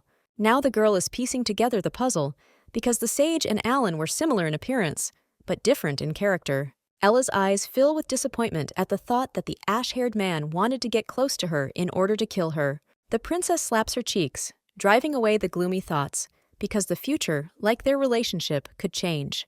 Her Highness once again plays in her head the man's words about how he would win her trust again. The heroine begins to hit herself even harder on the cheeks, trying to convince herself that appearances can be deceiving. A maid approaches the girl and asks if the princess is feeling well. Ella smiles kindly, saying she was just fighting off insects. The maid reports that His Majesty has ordered Her Highness to return to the palace to discuss something related to the International Congress. The heroine enters the office where the royal family, the sage, and the man in the robe have gathered. Ella notices that the atmosphere in the room is filled with gloom and tension. The messenger of God, Tarian Hui, looks at the princess attentively and smiles. Her Highness notices that the man is wearing a white robe, indicating that he is a clergyman. Then the heroine's gaze turns to the sage, who smiles sweetly at her. Ella turns her head away from Alan because she thinks he knew something about this meeting but didn't tell her. His Majesty informs everyone that in half a month their country will host a World Congress, and therefore wants to hear some proposals on this matter.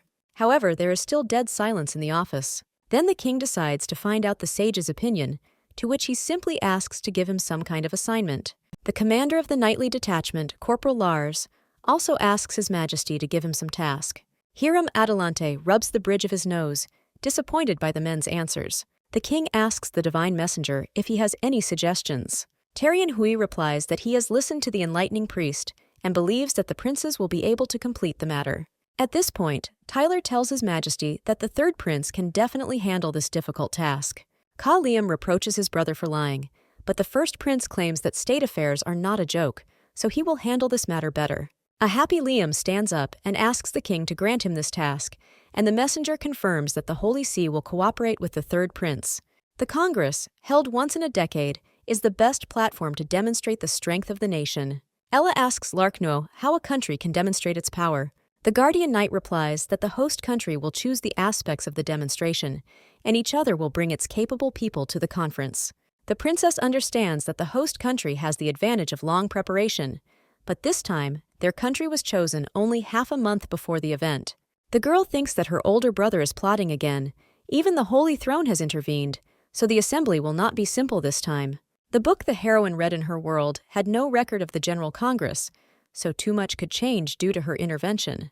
Lark notices the confusion on Ella's face, so he reaches out to her to reassure her. The silence is broken by a sage who silently entered the room and carefully observed Mr. Nuo's behavior.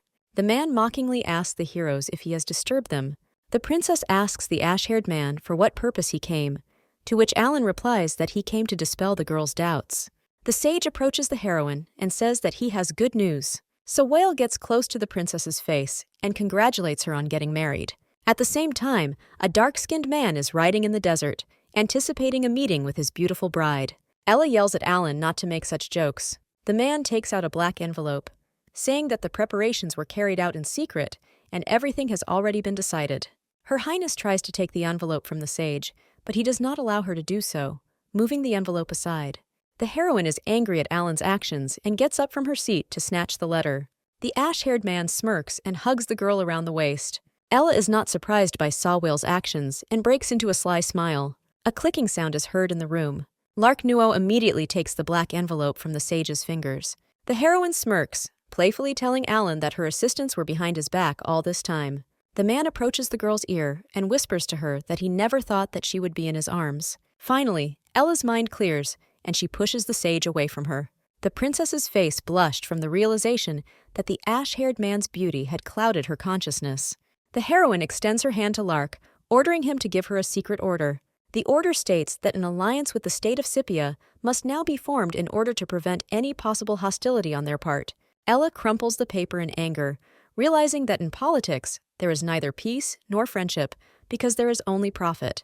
Alan says he has more news, but this time it's bad. Seeing that good news is heavy artillery for the sage, the heroine hopefully asks what the bad news is, hoping that it will calm her down. Vale tells the girl that she needs to meet with the Prince of Scipia, and if nothing happened, then the messengers are already at the gate. Ella puts on a stony face, realizing that this is indeed bad news. One of the attendants asks His Highness if he needs to change before going down. Hiding behind snow-white tulle, the man replies that there is no need for this. The prince threateningly asks the messenger if he dares to order him, after which the servant falls to his knees, begging for mercy. The next moment, the Scipian falls to the ground dead. People watching this scene are amazed at how the prince of another state decided to demonstrate his power. The nobility discusses the fact that similar scenes could be observed among them before, but at some point, it stopped. Hearing such conversations, the heroine begins to get angry. The ambassador announces that His Highness, the third prince of the kingdom of Scipia, has arrived. People call the ambassador arrogant, to which he asks them if they are unhappy with something. A cry comes from the princess's carriage that she is really not happy with something. Ella comes down the steps and says that she is very unhappy with such a groom. The heroine looks mockingly at the man, telling him to go back where he came from. The third prince of Scipia passes his greedy gaze over the girl. After her words, the princess hurriedly returns to her carriage. Lark pulls the reins towards himself, forcing the horses to move faster. The prince does not lag behind and forces his elephant to follow Ella's carriage. However, such actions are stopped by the Knights of Adelante, surrounding the man from all sides. The sage asks His Highness Tariq to follow him into the city if he does not intend to leave the palace grounds. Alan warns the man that he will need to put in some effort to obtain the promised treasures. Seeing that the Adelante Knights have no intention of letting him through, Tariq orders his mount to enter the city. The sage returns to his residence, heading somewhere in a hurry. Ella asks Sawale if everything has been decided, and when she receives a positive answer, she calls the maid to her. Understanding why the princess called her, the man gestures for the maid not to do anything.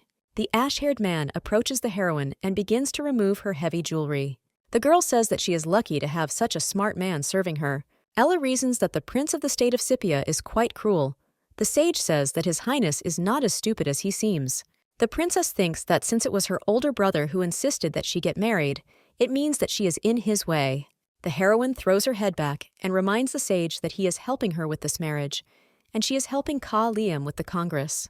Alan says that everything is going according to plan, and he would not have allowed the wedding to happen anyway, even if Ella herself wanted it. The crowd, gathered in front of the Colosseum, excitedly discusses today's premiere, which is about to take place. Suddenly, an elephant appears in front of the people, roaring at them. However, the townspeople do not pay much attention to the animal and continue to discuss the theatrical performance. Tariq asks his elephant, "Pan Pan, why the people don't run away from them?" Then the prince decides to show how ruthless he is and gives the command to the elephant to attack. When the animal swings its trunk at people, it encounters an obstacle in the form of a shield in front of it. It was the Knights of Adelante who once again stopped His Highness's attack. Corporal Lars warns Prince Tariq that although he is an honored guest in their country, he has no right to take the lives of the Adelante people. The man shouts to the commander of the night squad that they dare not attack Pan Pan. The prince's attention turns to the fair-haired youth who calls out His Highness. Jack informs Tariq that the princess has prepared a place of honor for him and is awaiting his arrival. Earlier, the prince's servant told the man about the success of the theater and about the tickets that allow him to shake the hand of his idol. Tarek was then surprised that such tickets cost a fortune and asked the servant why they couldn't buy the girls as mistresses. The subject responded that the workers carefully observe the theater's rules of not having personal contact with fans. The third prince knows that sometimes the princess herself takes part in the performances, so he joyfully shouts that he is ready to meet his bride. Tarek gets off his transport and walks towards the entrance of the theater, thinking about how he underestimated Ella. Behind him, the man hears the theatergoers discussing how their beautiful princess is forced to marry such a cruel man. A charmingly beautiful girl appears on the stage. She moves gracefully and elegantly, attracting all eyes. His Highness Tariq also stares at his bride in fascination throughout the performance. After some time, the heroine is already sitting in her dressing room, taking off her jewelry, and suddenly the Prince of Scythia starts to break into the room. Tariqa was tried to be stopped by her Highness's maid, but the man did not care about her words. Ella asks the groom if there is any etiquette in his country that requires barging into a woman's room. The prince begins to approach the girl, asking her if she is still angry. However, a guardian knight appears on Tarek's path, who does not intend to let the man closer than necessary. His Highness is irritated by Larkno's actions and angrily shouts at him to move away. Ella raises her voice and tells her fiancé that he crossed the line when he tried to beat up her friends outside her house. Tarek peeks out from behind the former general and happily asks if the bride wants to talk to him. The heroine gives a sign to Lark and warns the prince that she does not agree with their engagement, so he can leave. Tarek smirks at the knight who let him pass and says that the marriage does not depend on Ella. The princess replies to the groom that since this is so, he can marry her without her consent. The third prince tells the girl that before meeting her, he had bad intentions towards her, but now he will treat her like a wife. The man runs his hand over the heroine's cheek, saying that a political marriage is her destiny. The girl's gaze dims when Tariq says that she should be glad that she at least has a pretty face. His Highness warns that the decision about marriage will not change, but he would prefer that Ella marry him of her own free will. Seeing that the princess became sad because of his words, the man smirked and hugged her. However, her Highness pushes the groom's hand away, telling him to stop. Ella says the prince is right, but she wants to make sure he is sincere, otherwise he will only get a cold corpse. The Prince of Sepia asks his bride to tell him more details, but he himself thinks that the girl is a naive and spoiled empty-head. The heroine says that she has 3 conditions. The first is not to violate the order in the city during the Congress. The second is that her fiancé must become the absolute champion during the Congress. And the very last condition is that the man must tell who planned this marriage. When the prince finally leaves, Ella exhales, saying that if she had just a little more time, she would not have been able to hold back. The sage enters the room through the window, saying that the girl looks like she handled everything with ease. Alan takes a snow-white handkerchief out of his pocket and begins to wipe the princess's shoulder. Recalling that Tariq touched the girl, the ash-haired man begins to wipe the heroine's entire body in irritation. Ella pushes the sage's hand away, asking what he is doing now. The man's face becomes darker and darker with each passing second. Noticing this, the princess anxiously asks a whale if everything is okay with him. The man barely audibly says that he is very sorry. The sage says something else barely audible, but Ella doesn't hear any of it and asks him to be a little louder. Sawile said angrily that the girl threw herself into the third prince's arms and did not take her eyes off him, which was untidy to watch. The heroine says, incomprehensibly, that Alan himself mentioned a trap where she was used as bait. The sage says loudly that the first part of the plan is complete, and now Ella needs to stay away from Tariq.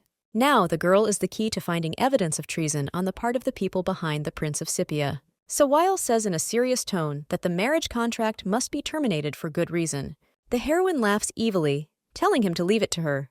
The princess confidently says that she will not allow her fiancé to win any competition. After some time, all the participants of the Congress had already gathered in the temple of the deity. The corporal approaches His Majesty and reports that all representatives, with the exception of the state of Luoyang, have arrived. Tarek's cry is heard, irritatedly asking the king how much longer they have to wait for the start. Considering this tone to be beyond the bounds of decency, Hiram Adelante intends to put a stop to it. However, the third Prince of Sepia and his ambassadors look menacingly at the man, awaiting his next move. The king shudders and remains silent, unable to say anything else due to fear. Hiram orders the night squad leader to begin. The event's host thanks everyone for attending and reminds them that the Congress is a testament to the friendship of the allies. The sage rises from his seat, saying that he will begin to give impetus to the discussion.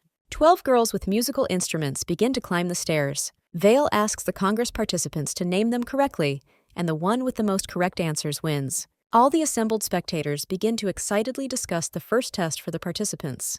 The sage gives Ella a subtle thumbs up, approving of her idea. Tarek orders his servant to go to the delegation of the Lopu state and convey that he must definitely win.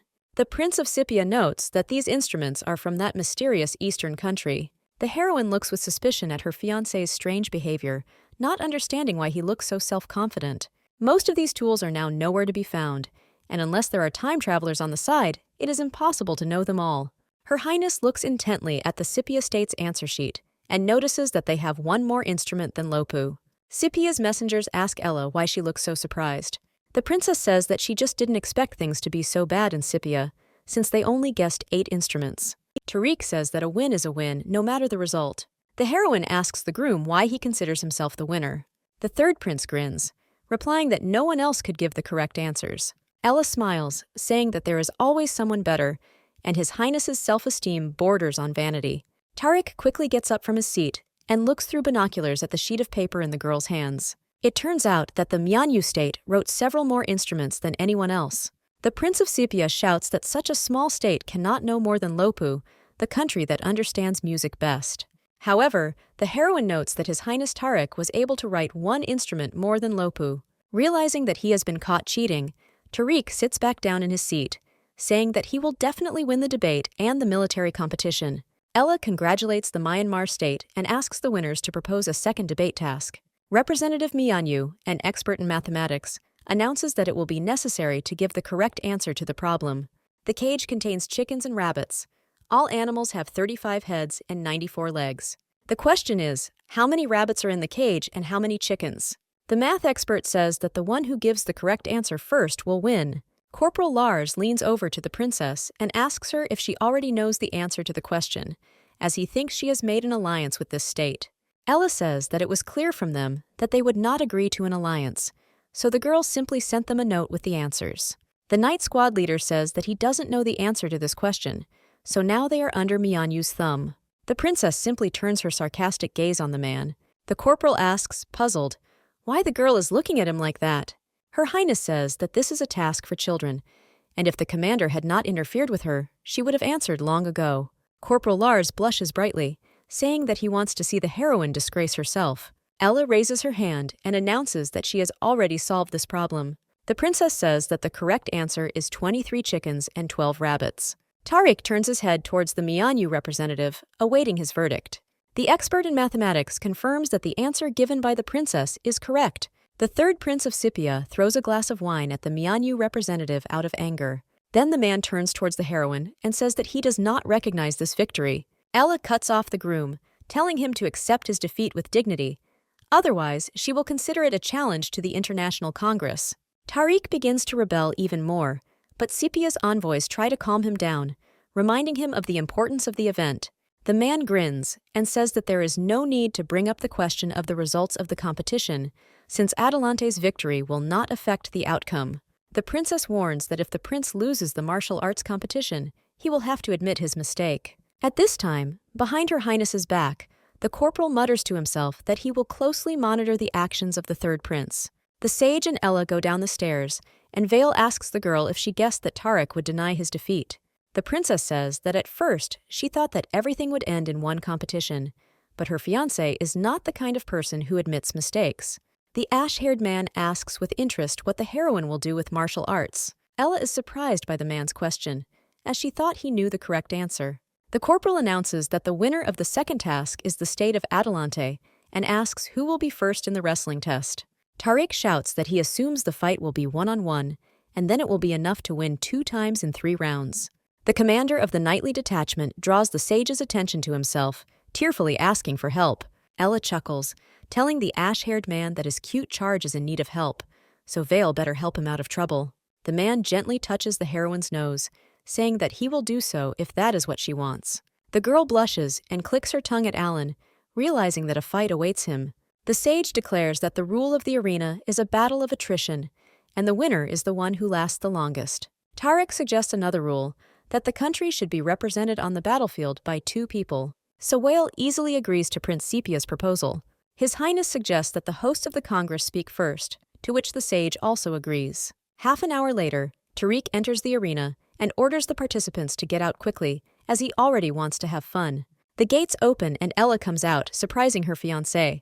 The man says that he will fight seriously, regardless of gender, but the heroine says that she only came to see Adelante's victory with her own eyes. Finally, the real participants of the battle, Sawale and Lark Nuo, enter the arena. The Guardian Knight prepares for his first one-on-one fight.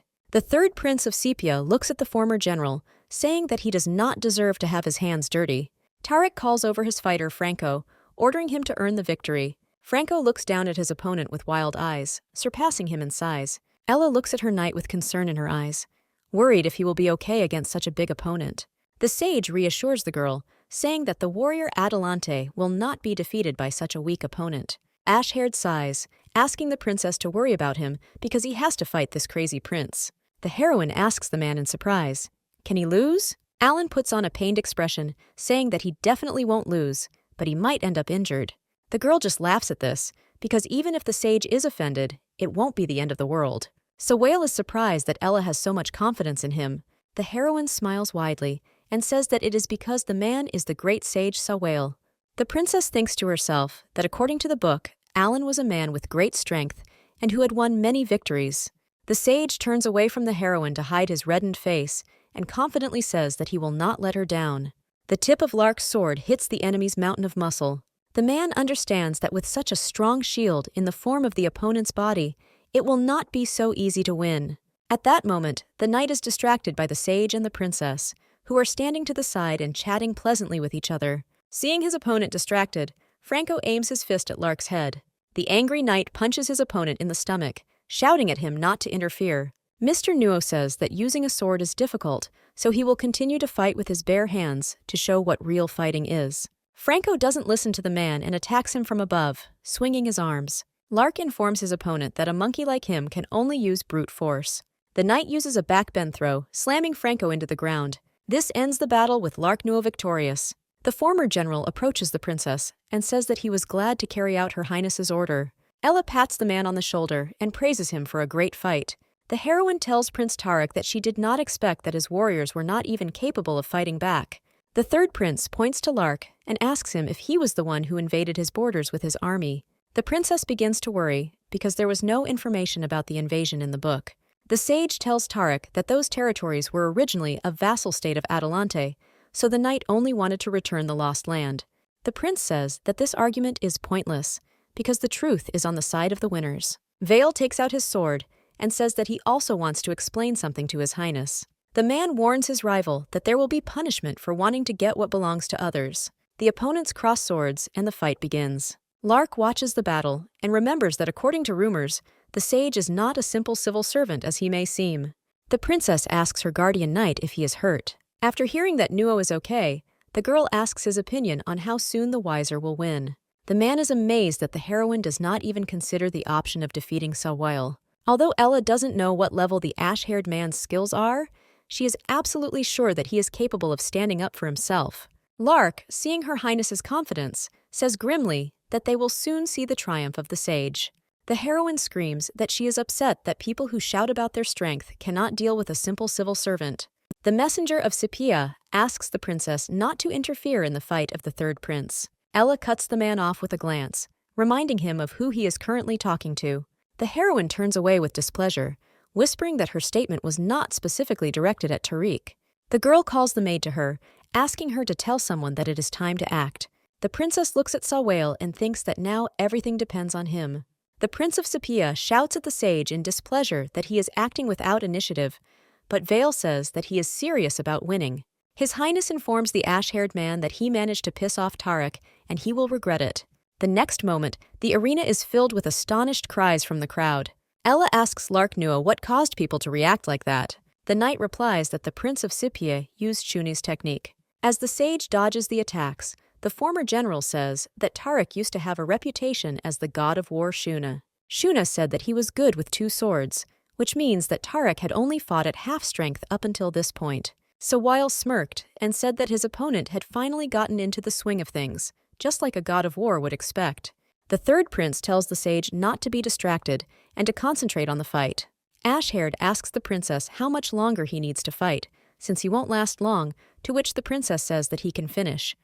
The sage grins, saying that he will do everything right now. Sensing something was wrong, Tarek jumps away from the man. Vale smiles kindly and says that this task cannot be completed quickly. At this moment, the prince remembers the princess's words that people shouting their strength cannot quickly deal with a civil servant.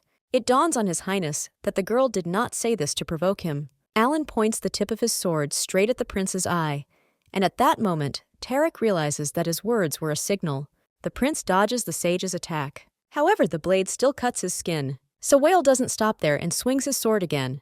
Tarek manages to dodge again, but finds himself in an unfavorable body position. At that very moment, the sage points the tip of his sword at his opponent. Valet smirks and advises the prince to surrender. However, the man says he has not lost yet. The sage slides his sword across his opponent's neck, causing blood to flow. Alan warns the prince that they wish to gain victory, not take his life. The princess shouts to Vale that victory is victory, and there is no need to harm His Highness. Otherwise, she will be ashamed of this victory. The heroine turns to the prince, mockingly asking if he's offended by her success. At these words, the sage tries unsuccessfully to contain his laughter. Suddenly, a cracking sound is heard. His Highness the animal shatters the arena wall as it rushes inside. The prince looks at Pan Pan in shock. Spectators start running away from the stands in horror. Tariq's servants restrain him so that he does not rush towards his elephant. The rest try to stop the enraged animal so that no one gets hurt. The princess smiles and turns to her guardian knight. The servants use sticks to calm the elephant. Tariq quickly runs up to Pan Pan, asking him how he feels and why he suddenly ran out. At this, the elephant raises its trunk and roars at its owner. A servant approaches His Highness and informs him that some insect has climbed into the elephant's trunk and that the elephant has broken free from its chain in pain. Tariq screams furiously, asking how this could happen and where were the people looking after the animal. The keepers fall to their knees and say that someone set them up by putting poison in their food, causing them to become infected. The prince kicks one of the men, calling him useless. The heroine approaches the groom and tells him to take a close look at one person before punishing the caretakers. Next to the princess stands Lark Nuo and one of Prince Sipia's men. Tariq asks the girl how he should understand such actions of Her Highness. Ella unfolds the paper and asks the prince to explain instead why his man is carrying Adelante's defense plans with him. After some time, the heroes gather in the throne room. The corporal informs the king that the man of Sipia has indeed found Adelante's defense plans, certified by His Majesty. Chiron asks the third prince what reasonable explanation he can give for such a thing. Tariq just scratches his ear, asking what he has to do with it. The man says that the papers were not found in his hands, and it is precisely in the royal family that there is a traitor. The prince turns a serious gaze on the king, asking if they want to set him up. His Highness does not understand how the princess managed to find these documents so quickly. The king decides to ask his daughter what she has to say about this. Ella says that first of all, she wants to apologize for planning today's event, but she did not use the documents to frame anyone. The girl says that because of bad rumors about her fiancé, she asked the elder to find out everything. The heroine says that she never thought that they would discover how someone was secretly contacting Prince Tariq. After these words, the princess turns her gaze to her older brother. Tyler asks the princess what she's getting at, to which the girl asks him why he's so nervous. The king stops his children's squabble by gesturing for them to stop. Chiron asks his daughter in a serious tone why she didn't report her suspicions right away. Ella says she had no evidence and was afraid of scaring off the criminals prematurely. The girl tells her father that the sage also knew about this, so if the king does not believe her, then he asks him to at least believe Sawale. His Majesty is surprised by the girl's words and says that of course he believes the ash-haired man. After this, Chiron looks at his sons with suspicion, wondering who could have revealed their plans back then. Both princes begin to deny it, saying that it was definitely not them. Ella asks to look at the man who is kneeling behind her. Lark squeezes the suspect's face, and the princess asks if it looks familiar. Those in the room begin to talk among themselves about how this man resembles the first prince's servant, Mo Tyler. His Highness begins to retreat and almost falls, but the hands of the divine messenger catch him. The king narrows his eyes and asks his son what to make of this. Someone's voice tells His Majesty that doubt is the seed of darkness that can defile the soul. Sawale looks at the princess, saying that the very person he spoke of has arrived. Ella sighs in disappointment, as the sage has predicted everything again. The king extends his hand to the newcomer, saying that he did not think that he would be able to come after all. A high-ranking official, the Most Holy One, enters the throne room. The man says that the divine light illuminated Adelante, and he could not miss such a happy day. His Holiness congratulates Her Highness on her wonderful husband and expresses the hope that the sage also congratulated her. The man says that Sawale helped test Prince Tariq to ensure his intentions. The high-ranking official looks closely at the sage, asking him if he is right. Ella looks at the Holy One with the same gaze, realizing that every word of the high priest is a trap. The princess says that unfortunately, she cannot accept the congratulations of His Holiness. The man asks in surprise if the heroine's heart is occupied by someone else, and in that case, the king has put her in a difficult position. The girl is amazed that the high priest took her side. After this, Ella realizes that the sage really did calculate everything. His Majesty says that his daughter has become close to Sawale recently. The princess forces a smile and says that it really is so. The Holy One tells the king that his children have the right to have close relationships with the courtiers, because this may be useful to them in the future as rulers. Chiron smiles, saying that running the country is his burden, so let the children live without it for now. The man opens his arms for a hug, saying that he is ready to do everything for his daughter's happiness. The king happily announces that he spent his entire treasury preparing Ella's dowry, so he hopes that Tariq will take good care of her. The princess angrily shouts at her father, saying that she has won. His Majesty interrupts his daughter, saying that they can celebrate the victory and the heroine's wedding at the same time. The heroine turns around and tells her father that she hates him the most. Chiron addresses Tariq, saying that he has spoiled Ella too much, so the groom will have to be patient. The third prince bows to the king, thanking him for his trust. His Majesty decides to set a date for the wedding, and the Holy One suggests the Feast of the Divine Descent in 3 days. The sage smiles politely and asks to entrust the organization of the celebration to him, promising to arrange the perfect wedding. Chiron looks at Sawale carefully, then says that he will leave this to him. In the evening, on the streets of the city, the inhabitants of Adelante joyfully celebrate the Feast of the Divine Descent. However, the heroine sits alone by the fountain with a glass of wine. Alan approaches the girl, asking what she is thinking about, to which Ella replies that the speeches of some men are capable of deceiving the devil himself. The sage tells the princess that this sounds too vague, so she explains that she means him specifically.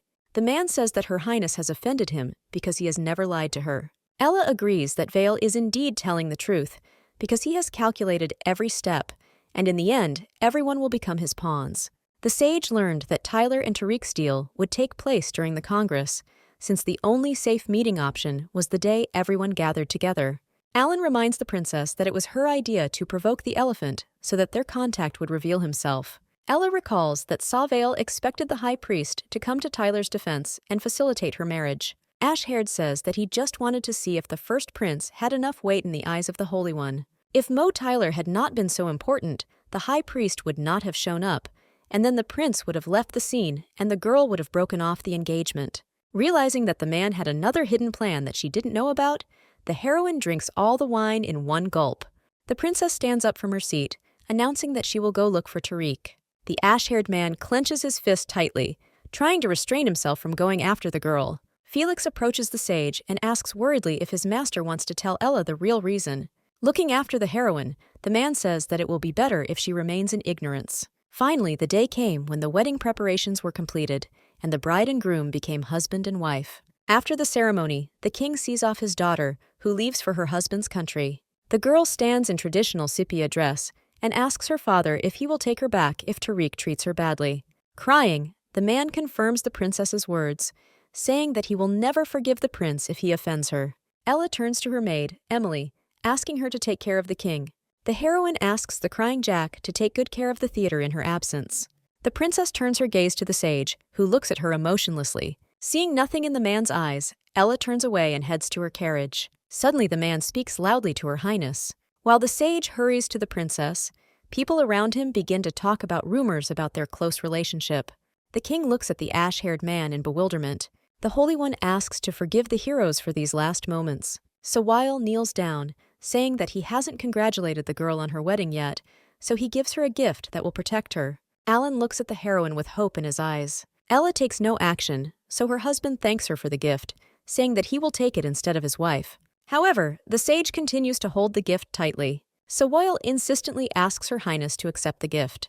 Without saying anything, Ella turns away from the ash-haired man and heads towards the carriage.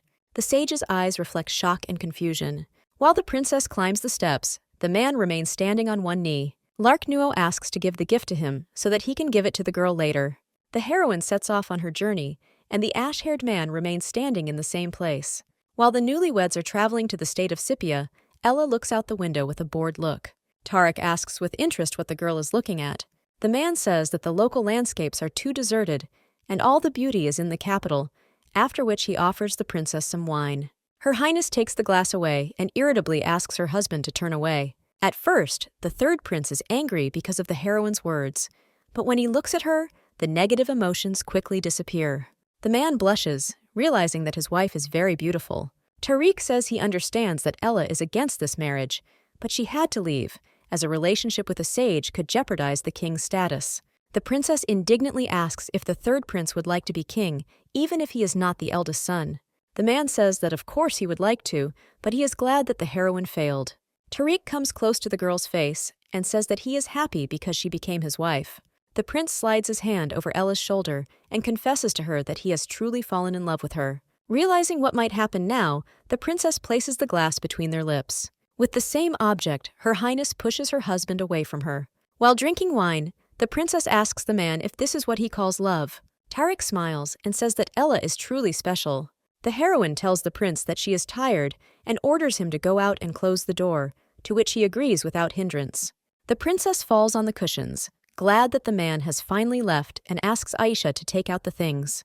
Ella opens the sage's gift and sees a huge amount of precious jewelry in it. The girl is surprised by this, saying that now the man must be crying into his pillow because of the money he spent.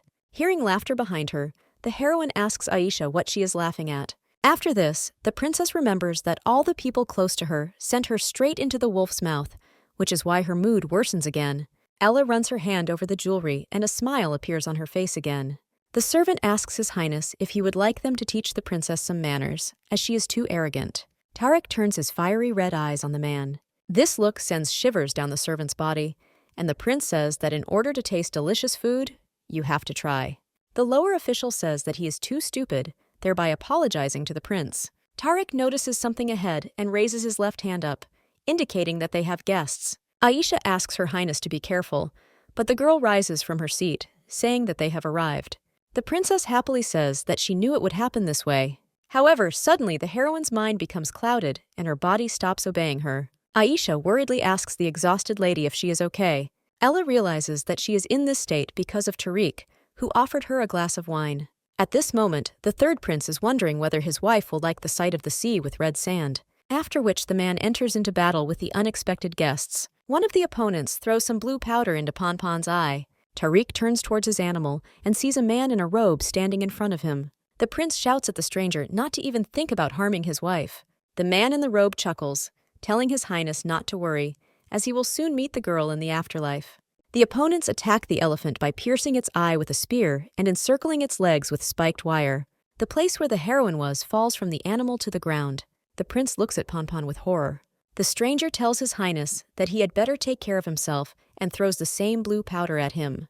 Lark Nuo runs up to the fallen structure, shouting at the princess if she is okay. Ella says she is okay and asks the knight if their people are outside now. Lark doesn't understand what the girl is talking about, so she explains that the sage's men are delayed, so they will have to save themselves. Seeing how hard Her Highness stands up, the former general asks what happened, to which the heroine replies that she simply stood up abruptly. Suddenly, someone breaks into the carriage. This man turns out to be the Prince of Scipia, whose clothes and face are all covered in blood. Ella says her husband's name in shock. The princess is horrified by the sight of the man, seeing how badly he is injured. Tariq looks at the girl with his one good eye and asks for forgiveness for putting her in danger. The stranger in the robe tells the prince that he didn't think that he got himself into all this because of Her Highness.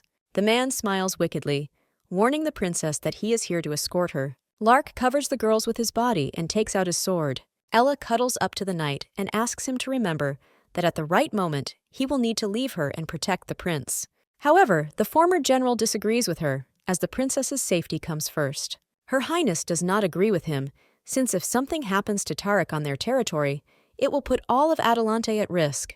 The heroine smiles calmly, saying that she will not die so easily. After some time, Felix, along with the rest of the knights, arrives at the scene. The man notices that the third prince of Sepia is sitting next to the carriage. Felix hurries towards Tarek, asking where the princess is along the way. However, when the man runs up to His Highness, he sees that his body has been pierced through by a sword.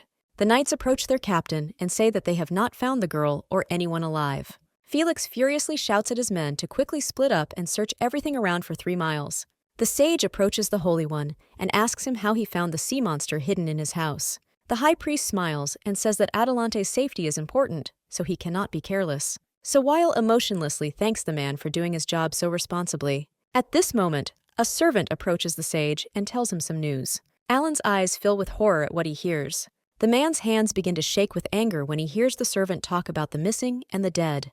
The Holy One announces that he is leaving because he does not want to distract the ash-haired man from important matters. The sage's gaze is filled with hatred from the realization of whose hands this could be. Alan remembers someone's words that said that he would live to see people, their deaths, and would never die. A dog wanders through the desert, purposefully heading somewhere. Suddenly she stumbles upon someone's hand buried in the sand. Man's best friend signals to his owners, who ask Pupa what he found. The princess and her maid lie unconscious on the ground, half buried in sand. Many thoughts about her past and present lives flash through the heroine's head.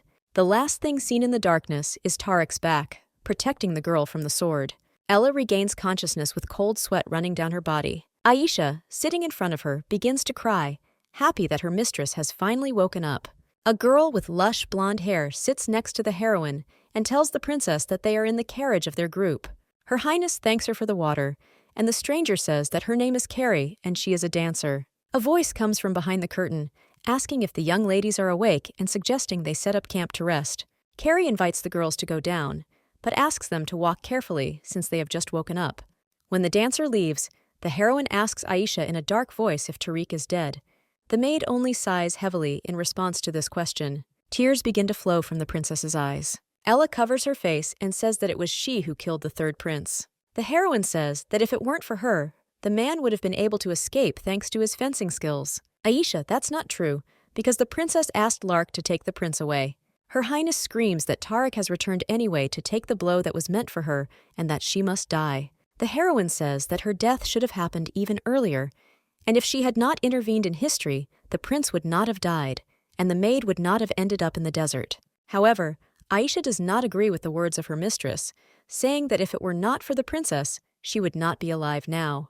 The maid says that her Highness has saved countless people from suffering, and even now continues to protect Adelante from external enemies. The girl calms the lady, saying that it is not she who should die, but those greedy people who attacked them. A sad smile appears on the heroine's face, reddened from tears. Ella thinks that her greed also led to this, because she did all this because she did not want to die. Carrie shouts happily from behind the door, informing the girls that the food is ready. The princess wipes away her tears, offering to talk about this later, but now to go and eat. Aisha looks at her departing mistress with tears in her eyes, wondering what to do next. At the same time, the sage jumps forward as fast as possible. Ahead, Savale's men notice the princess's guardian knight. The ash-haired man stops right in front of the man, immediately asking him where Ella is. Without looking up, Lark says that they lost the girl while chasing the killers. For this answer, Mr. Nuo receives a whip across the cheek. The sage shouts angrily at the knight, calling him an idiot. Lark reports that her Highness and her maid had fled to the east, and the princess herself was in poor condition. Vale asks worriedly if the heroine was injured. The knight says through clenched teeth that Tarek died right before the girl's eyes, and she looked like a recruit who saw death on the battlefield for the first time. A messenger approaches Felix with some message. The man tells the gentleman that the state of Scipia has declared war on them. Felix wants to offer something to the sage, but he is stopped by a gesture. Ash-haired tells Lark that he has a chance to redeem himself. It's late evening, and a group of dancers begin dancing around the fire. Carrie approaches the princess, who is sitting to the side, saying that they sing and dance well, which is why everyone in the desert knows them. Tired Ella agrees with the girl's words. The girl stands up and says that there is no sadness that cannot be dispelled by music. Carrie points ahead, saying that if you get lost, you just have to keep moving forward. The princess laughs at the funny expression on the dancer's face. The heroine reflects on how it was too presumptuous to try to change history, because in the end, she only caused pain to herself and others. Her Highness looks at the starry sky and thinks that it will be better for everyone if she leaves. Ella again agrees with Carrie and asks if she can join them. Aisha approaches her mistress and asks her if she has any wishes. to which the heroine asks if she is having fun. The maid says enthusiastically that it was hard for her when she saw everyone dancing in the theater, but now she feels happy. The princess asks the girl if she wants to stay here, and Aisha thinks that her mistress wants to wait for the sage here. To this, the heroine shakes her head. Ella says that she will not return to Adelante anymore, as she joined Carrie's group and is now a dancer. Her Highness informs Aisha that she is now free and can go wherever she wishes. In the Oasis of the Wind, a merchant invites the traveler to taste his most unusual dishes and meet the best dancers in the world. The man asks if the dancers he is talking about are really that good. The merchant says that you have to see it with your own eyes, but they only visit them in transit. However, the man stops short when he sees a cart ahead and congratulates the traveler, as he will be able to watch the dancers perform. The transport is driven by the group's leader, an older man, Harry. Ella looks out of the curtained window of the carriage with interest. The wanderer wants to ask the merchant about the girl who appeared, but she quickly closes the curtain. The residents of the Wind Oasis shout joyfully, greeting the group leader. Some people loudly address the dancers, wanting to see them sooner. Harry signals to the girl that they can go out. Lead dancer Carrie warns the leader that they are unlikely to be able to pacify the residents. Seeing the dancer, the people begin to rejoice joyfully. Carrie offers her hand to Aisha, who has just peeked out, asking her not to be afraid of the noisy people, as they are simply very happy. When another dancer emerges from the carriage, the wanderer recognizes someone in her. The luxuriously dressed princess dazzles the public with her beauty. People start making noise when they see the girl.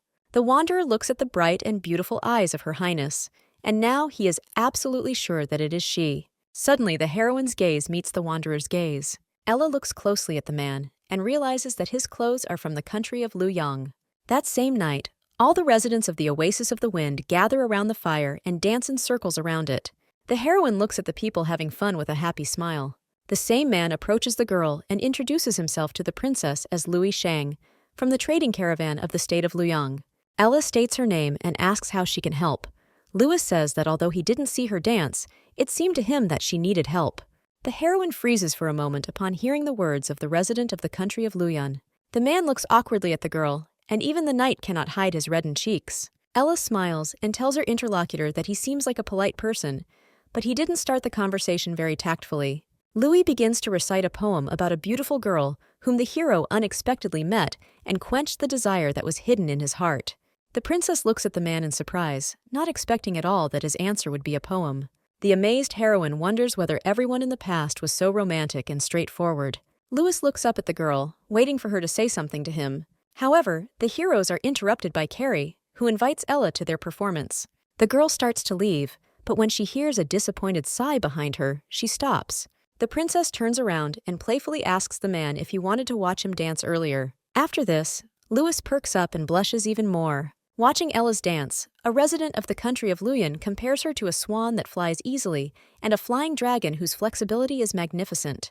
The man realizes that the girl is truly the goddess of his heart. After the heroine's performance, the audience begins to enthusiastically applaud the dancer. The crowd begins to thank the dancers for their performance by pouring gold coins into Harry's hat. As the girls begin to leave, Carrie tells Ella that a guy wants to say goodnight to her. After her words, the heroine turns around and sees Louis Shan behind her. The princess asks the man why he didn't go, since the performance was already over. Seeing that the resident of the Luyan country was too embarrassed and did not say anything, Her Highness decided to leave. However, Louis stops the heroine, carefully touching her hand. Ella looks at the hand holding her for a few seconds, and then abruptly removes it, pressing it to her chest. The man apologizes for his behavior, saying that he did it without thinking.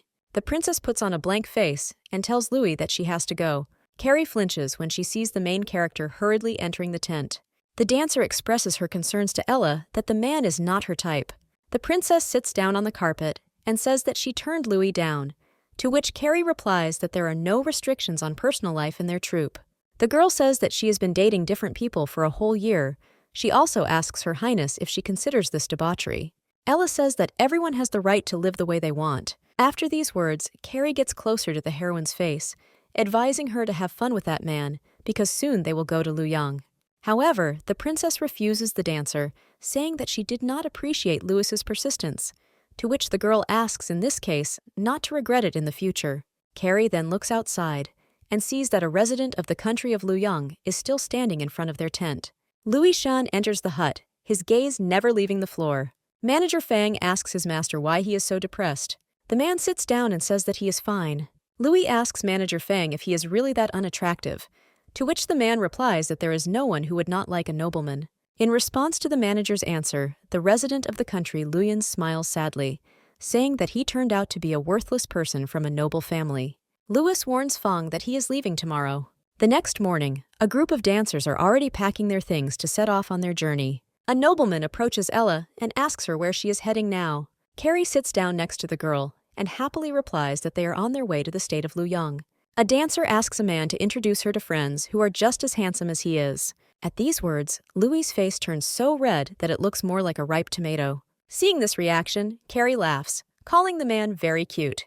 Ella turns to the nobleman and says that the dancer did not mean to do anything bad. Louis excitedly says that he would like the group to go with him. The nobleman says that the road to Luoyang is dangerous now, but his people will be able to protect them. When it starts to get dark, both groups make a stop. Manager Fang notices that his master always looks in one direction. Then the man decides to shout to his neighbors that they met here by fate, so he suggests having fun together. Carrie happily accepts the invitation and tries to take Ella with her, who refuses in every way. As a result, the heroes are seated together, and an awkward silence hangs between them. Louis asks the princess if she feels uncomfortable. The girl says that everything is fine and thanks him for taking them with him. Her Highness then decides to ask the man why he is so interested in her. Louis scratches his cheeks awkwardly, not knowing what to answer. Ella says that the nobleman is the same as everyone else who is attracted by her appearance. The man says he has no dirty intentions and just wanted to make friends. The heroine does not understand why he chose her, because for Louis, she is just a foreign dancer. The nobleman looks up and says that all young gentlemen are just birds locked in a cage, and the dancers are free, like birds in the sky, so he envies them. However, the man was not interested in the girl for this reason. Louis points his finger at the girl's eyes, saying that there is so much worry and doubt in them. The man smiles and says that their eyes are very similar. Ella turns away and asks playfully if the wandering dancer is of the same breed as the nobleman. Louis says that his family has great influence in the state of Luoyang. The hero's father died, and since he was the only man in the family, he had to take his place early. However, Louis was too young, so his mother took care of the affairs, although everyone said that he was the head of the house. This year, she brought a 7-year-old boy with her and forced him to give up his rights to him. The hero calls it funny that 18 years have passed since his father's death, but for some reason, everyone turns a blind eye to the fact that he has a little son. Ella asks, confused, why people would accept such an outrageous lie.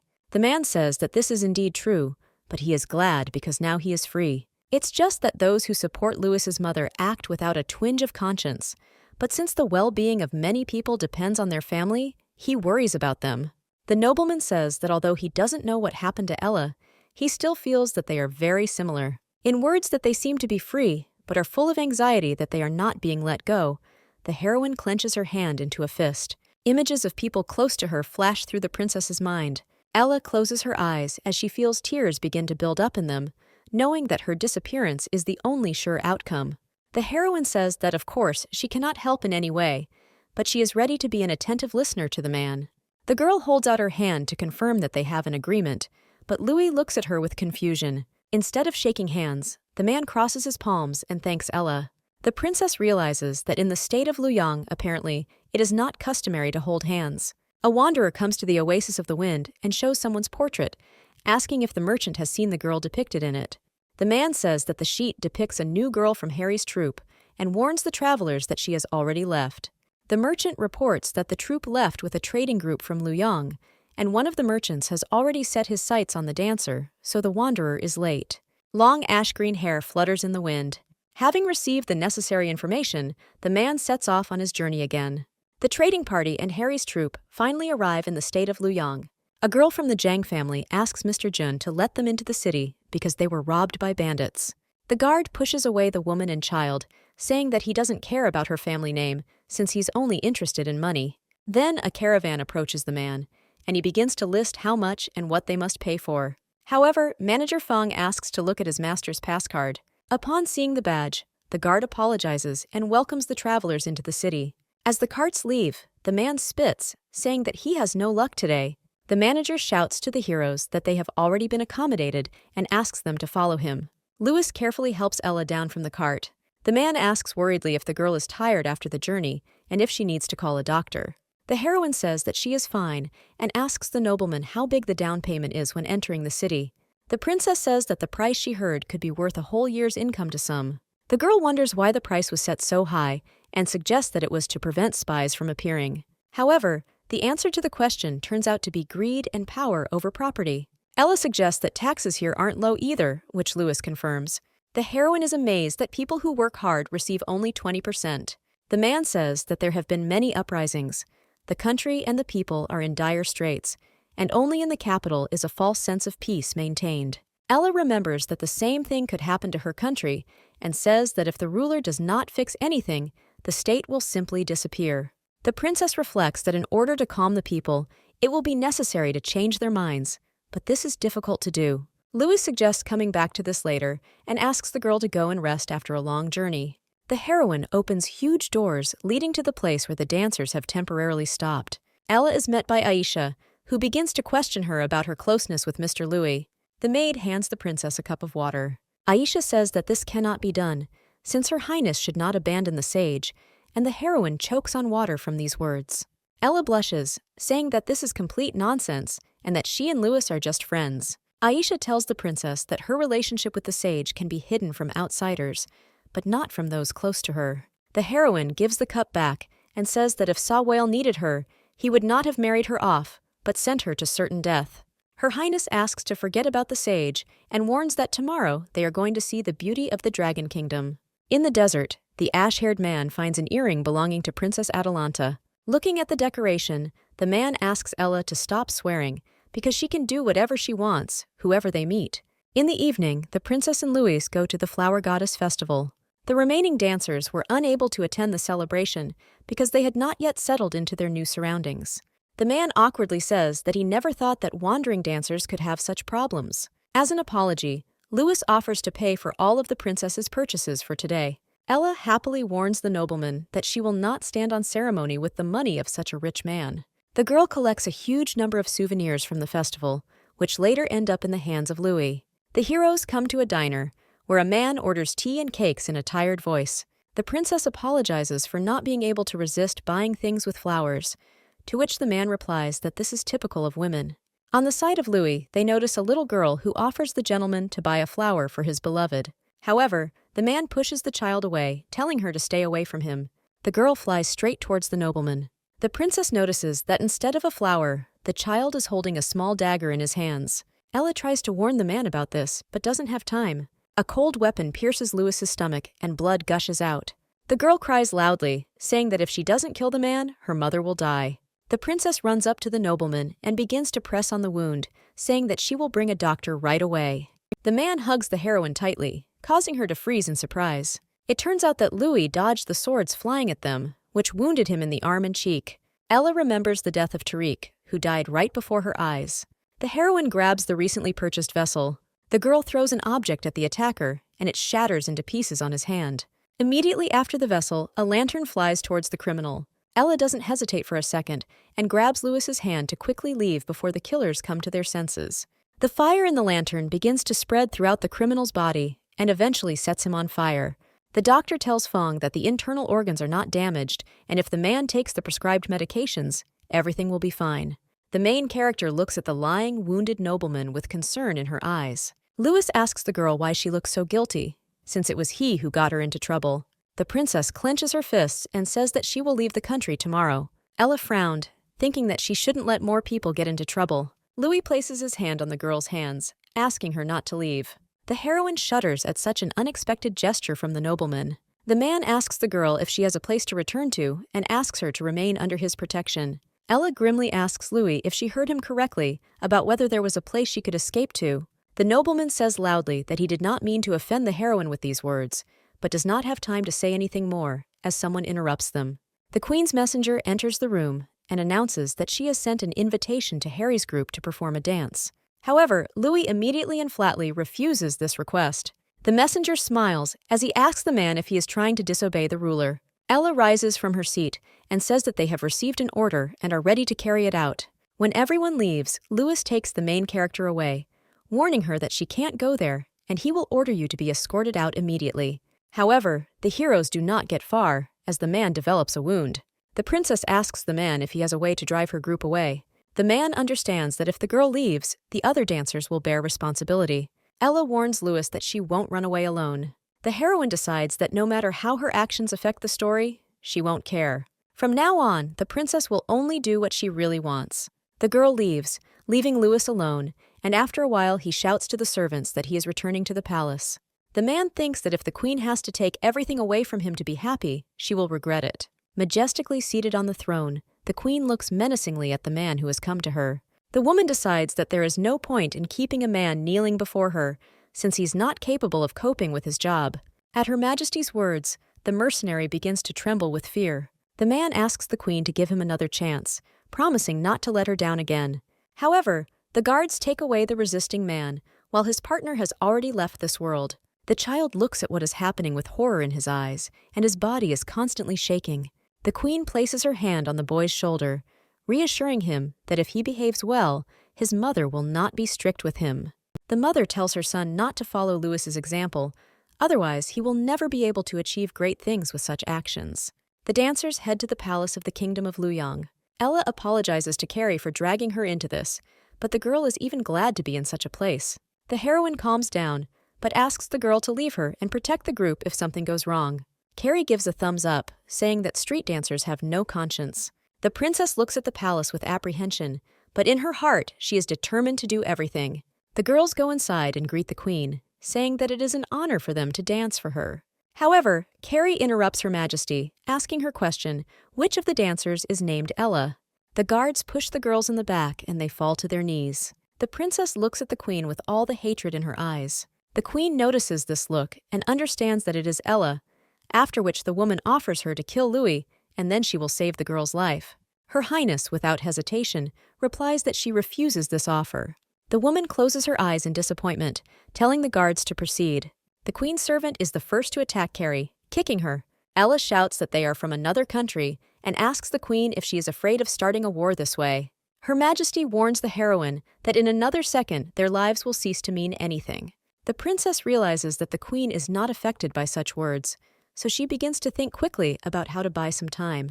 Ella tells the woman in an innocent voice that she will do anything, but first asks her to explain why she wants Louis to die. The queen signals the servant with her hand to take her son out of the room. Her Majesty says that Louis is the deposed king of the state of Luoyang and her son. The heroine pretends to be surprised that the man is the queen's son, but still persistently wants to know the reason for the desire to kill him. The woman does not answer this and orders Ella to return, accept Louis' advances, and kill him. The heroine's dress skirt is pulled by a crying Carrie. The princess apologizes to her friend for dragging her into this. Her Highness decides that enough time has passed and tells the queen that she will not let them go anyway. Ella says that since a woman raised her hand against her own son, she certainly won't let the pathetic ants escape. The queen smirks, saying that the man never came, so there is no point in delaying. The heroine realizes that the ruler of Luyana has calculated everything, but at that moment she is grabbed by the hair. The guard takes out his weapon, intending to kill the girl. The princess closes her eyes, believing in Louis until the very end. The next moment, the guards fall to the floor from the prince's assistants, dressed in the same clothes. The nobleman tells his mother that she is crossing the line by trying to execute his men. The queen smiles and says that she thought that her son would never cross the threshold of this palace. The man approaches Ella, helps her up, and says that if the woman wanted to see him, then it is not necessary to kill someone. Louis apologizes for being late, but the heroine says that he shouldn't be the one asking for forgiveness, since she was used as bait. The prince covers the girl's lips, saying that for her sake, he will go through fire and water. The queen is informed about Ella, and the woman asks her son if he would think the same if he found out that she was an Adelant spy. Hearing this, the heroine opens her eyes wide in surprise. However, Louis tells his mother that such a thing is impossible. Her Majesty decides to address the princess by her status, asking her if she is right. The man turns his head towards the girl, and understanding is reflected in his eyes. Ella closes her eyes, not believing that anyone could know her true identity. The heroine looks at the trembling Aisha, Carrie, and the other dancers, realizing that she must protect them. The princess confidently replies that the queen is right. However, Her Highness says that it was too rash to call her a spy. The ruler asks her son if he admits guilt and concealment. Ella tells the queen that the man did not know who she really was. The princess says that Louis is quite easy to deceive, so such accusations flatter him. The heroine turns her gaze to the queen, warning her that she will not be able to cause any harm to the nobleman anyway. The girl realizes that she could just as easily have been killed, thereby exerting a much greater influence on the man. Ella asks the queen if she agrees that she wanted to make life difficult for her son and increase her authority. The woman doesn't even raise an eyebrow at these words, but only looks at the heroine with a smirk. The dancers and the prince leave the palace, and he orders the girls to be taken out of the city. Carrie tries to convince the man that the princess said all this to protect them, so she begs Louis not to let her die. However, the servants forcibly take the dancer away without giving her a chance to finish speaking. Manager Fang asks the master what they should do now. At the same time, the main character is hanging on chains in a dungeon and bleeding. While the girl is being beaten with a whip over and over again, the queen asks her if she has thought it through. Ella replies that she had decided everything back when she sacrificed herself for the safety of others. Her Majesty realizes that she underestimated the princess, so she is very interested in how much more the heroine can endure. The woman gives the order to continue, and the girl begins to be beaten again. Her Highness tells herself to hold on, because this is the price to pay for the lives taken. The image of the sage appears in the princess's mind, and she wonders if he would be upset if she died for another. The queen is informed that the flogging has been going on all night, but has brought nothing, so the woman gives the order for the execution. On the streets, the people of Luoyang discuss the petitioner's order to execute the pretty spy caught in the palace. So Whale, hearing people talking, politely asks if they know where she is from and what her name is. The man hesitantly says that the girl is Adelante's spy. Realizing that the villagers are talking about Her Highness Ella, the sage jumps on his horse. Those gathered in the square discuss the news that the abdicated king was harboring a foreign spy in order to stage a coup d'etat. The people think that if it were not for their wise ruler who caught the spy, then many people would have died. They start throwing food at the princess, wishing her death. The girl thinks that what they said on TV was actually true, that people throw rotten eggs in such situations. The heroines tie their hands tightly with a rope and throw them back, causing pain. The queen's subject announces that Ella, who seduced the king and started a rebellion, is sentenced to be lynched. The princess is frightened to think that this is the very type of painful execution when small fragments are cut off from a person's body over a long period of time. Her Highness closes her eyes, realizing that this is truly the end, since after this she will hardly be able to return to her world. At the moment when the servant brings the dagger to the girl, an arrow pierces his body through and through. The savior turns out to be the prince of this country, Louis Shang. The man shouts at the people not to let themselves be deceived, as Ella is not a spy, but comes from their related country of Adelante. The princess looks at the nobleman in surprise, thinking that he has decided to rebel. Louis screams that his mother is threatening him, extorting money and plunging the people into poverty, and now, in order to maintain her power, is going to execute his wife.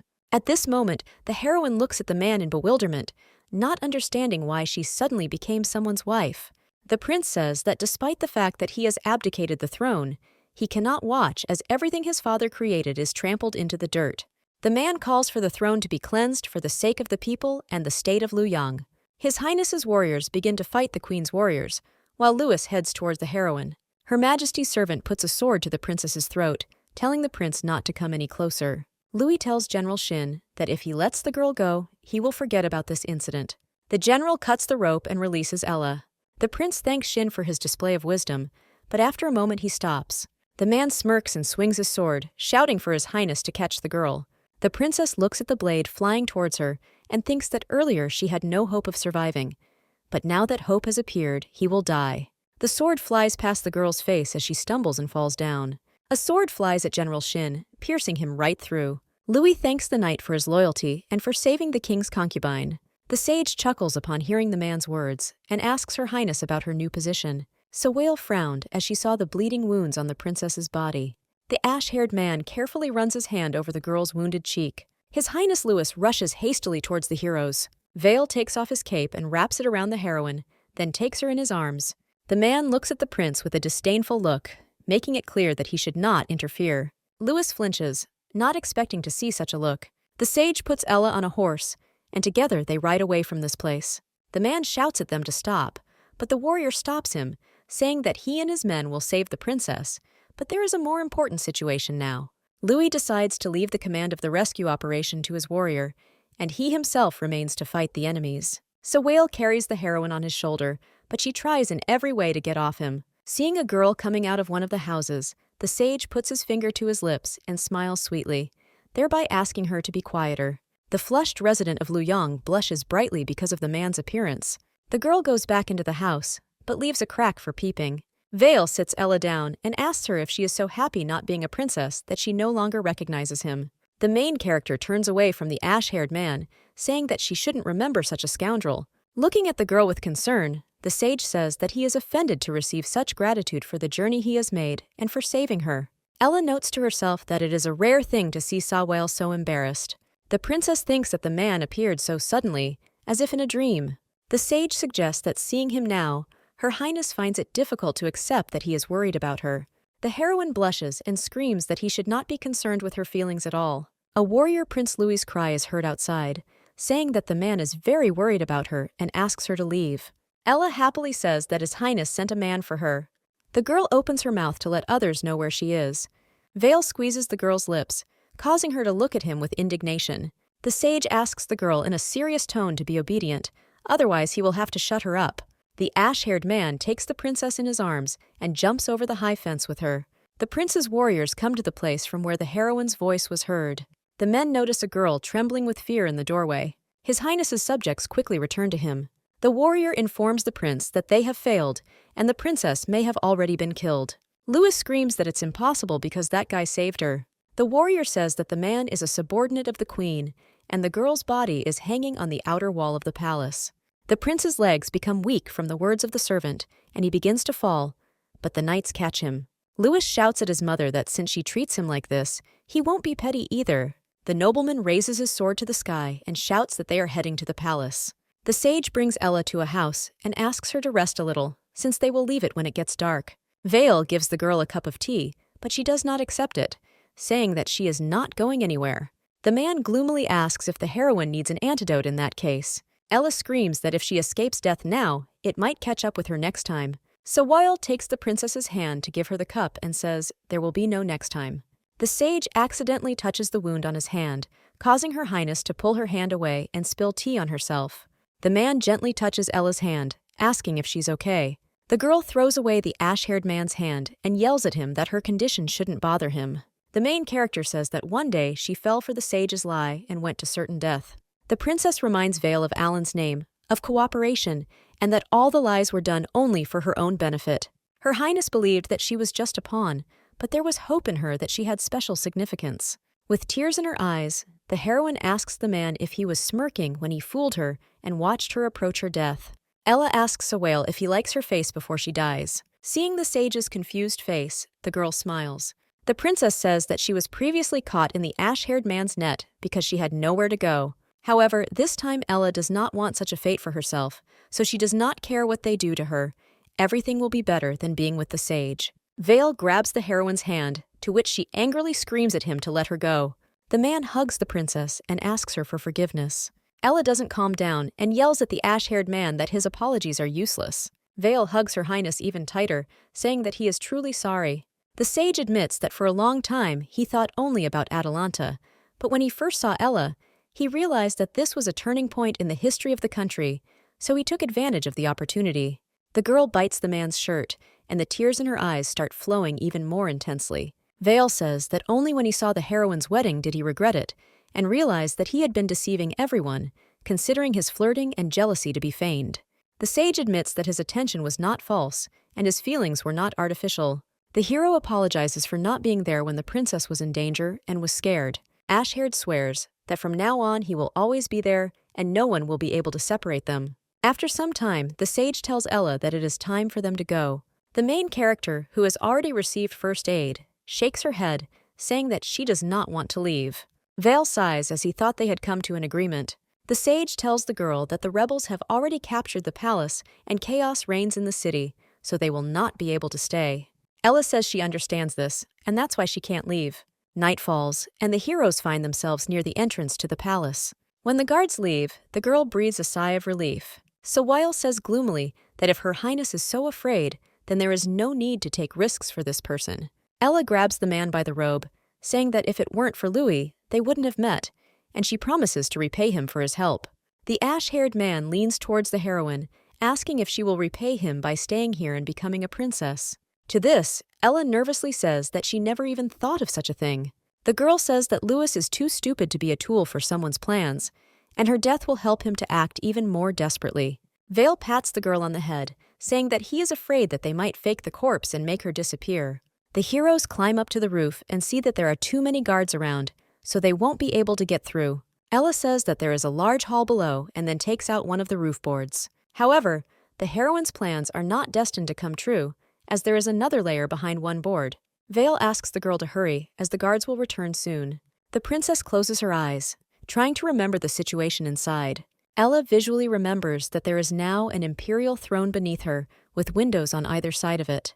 The heroine remembers something and bites her finger. Her Highness writes on a tablet with her blood that she is alive. Sawale grabs the princess and jumps to the ground with her. As she falls, the girl manages to throw that very board, which lands on the porch of the palace.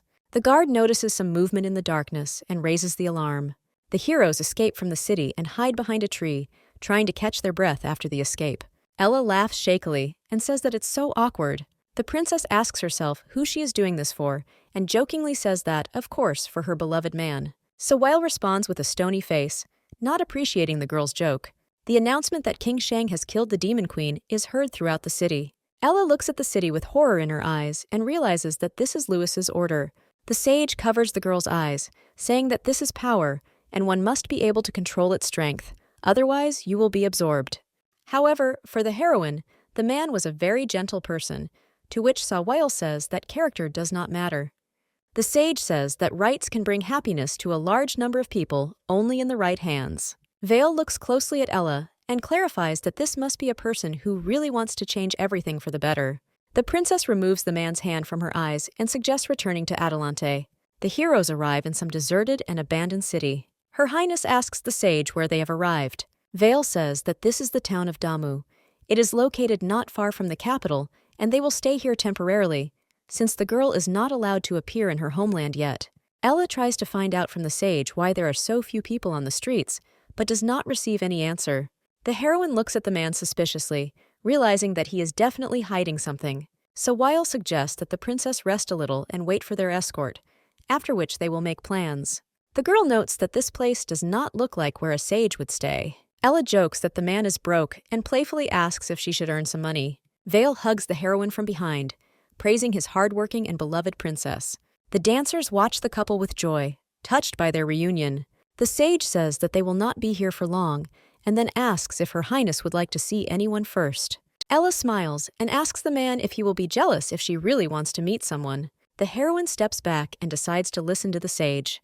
The princess turns her gaze to Sawale and seriously asks him if he lied to her again. The ash-haired man smiles politely and replies that, of course, he didn't. After this, the heroine goes to the top floor. Vale asks the dancers to settle down on the first floor and trusts Aisha to do the cooking. The sage ties a note to the falcon and sends it to the recipient. From behind the door, someone's cry is heard, calling the ash-haired man for lunch. When Vale comes down, he sees Ella persistently asking Aisha about something. Noticing the sage, the heroine turns to him and asks in a loud tone if it was because of her that the state of Scipia declared war on them. The maid bows guiltily, apologizing for telling the princess everything. The man sighs, realizing that a long and difficult conversation awaits him. Ash-haired approaches Her Highness and says that it is not her fault, in response to which he is called a liar. Ella screams that the king of Scipia personally led the campaign and demands that her father hand over Tariq's killer and considers her guilty. Sawale says that this is not true, since the prince was disposed of by the high priest's men. The man tries to convince the girl that this is all a conspiracy that has nothing to do with her. The princess yells at the sage, asking him if he plans to hide her while the citizens of her country lose their lives. Ashhair says that he will soon end the war, and there is no need to take risks. But Ella says that the fastest way would be to just give her away. A voice behind the girl agrees with her, but warns that without the commander, everyone would have been killed even earlier. Lark, Nuo, and Jack enter the room, and Jack is very happy that Her Highness is okay.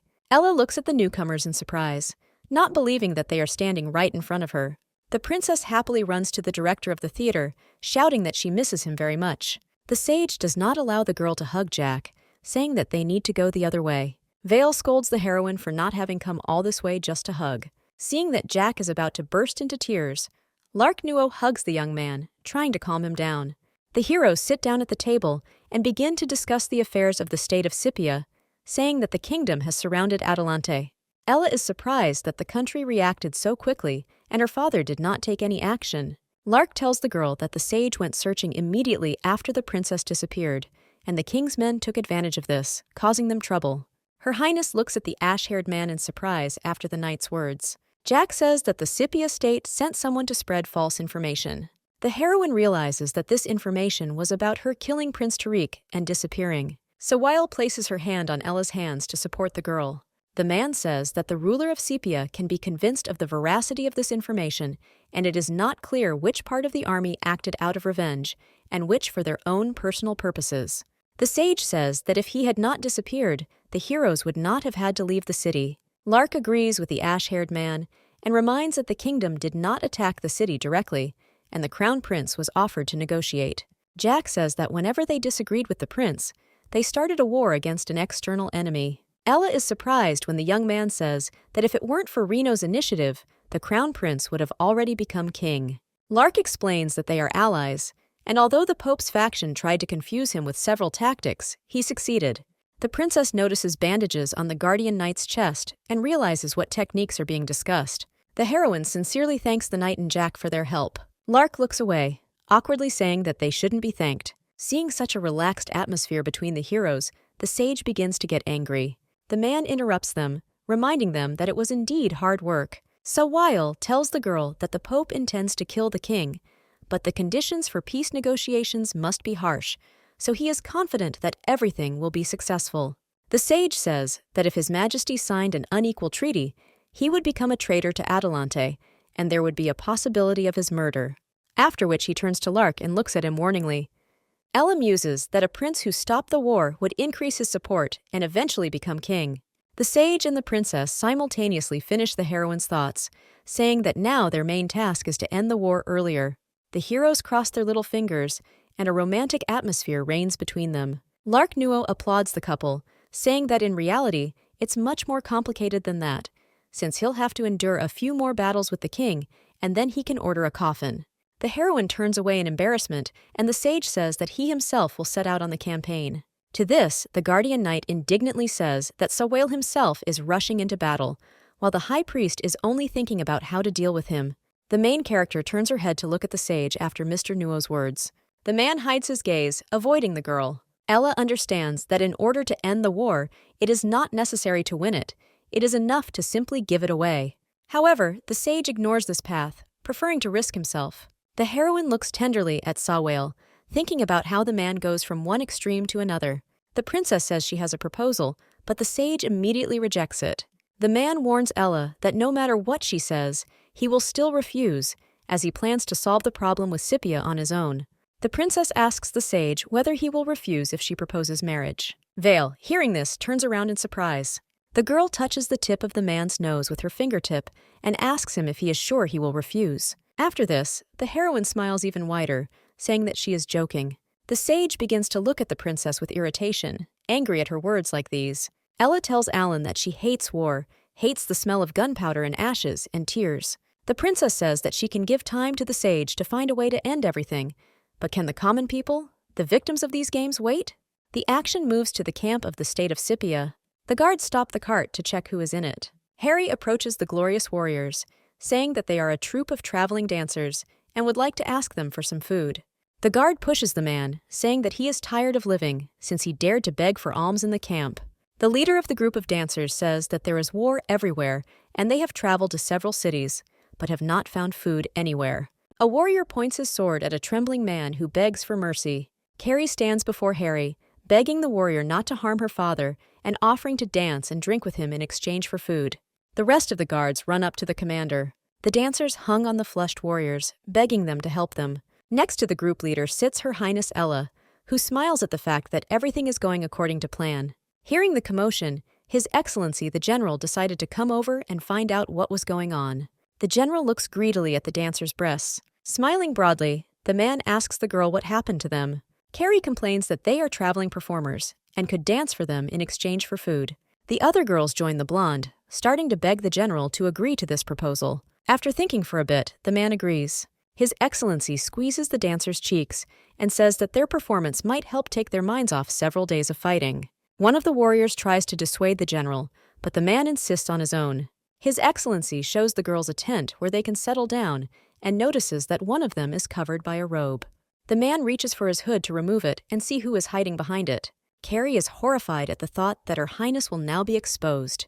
The blonde pulls the general's hand, innocently asking if he has decided to go to another when he has already chosen her. Feeling the girl's warmth, His Excellency breaks into a satisfied smile. The man calls the girl a little wretch and says that he will go and tidy himself up. Carrie blows a kiss, telling the general that she is looking forward to seeing him. His Excellency orders his man to report to His Majesty about the new arrivals. Carrie enters the tent and breathes a sigh of relief.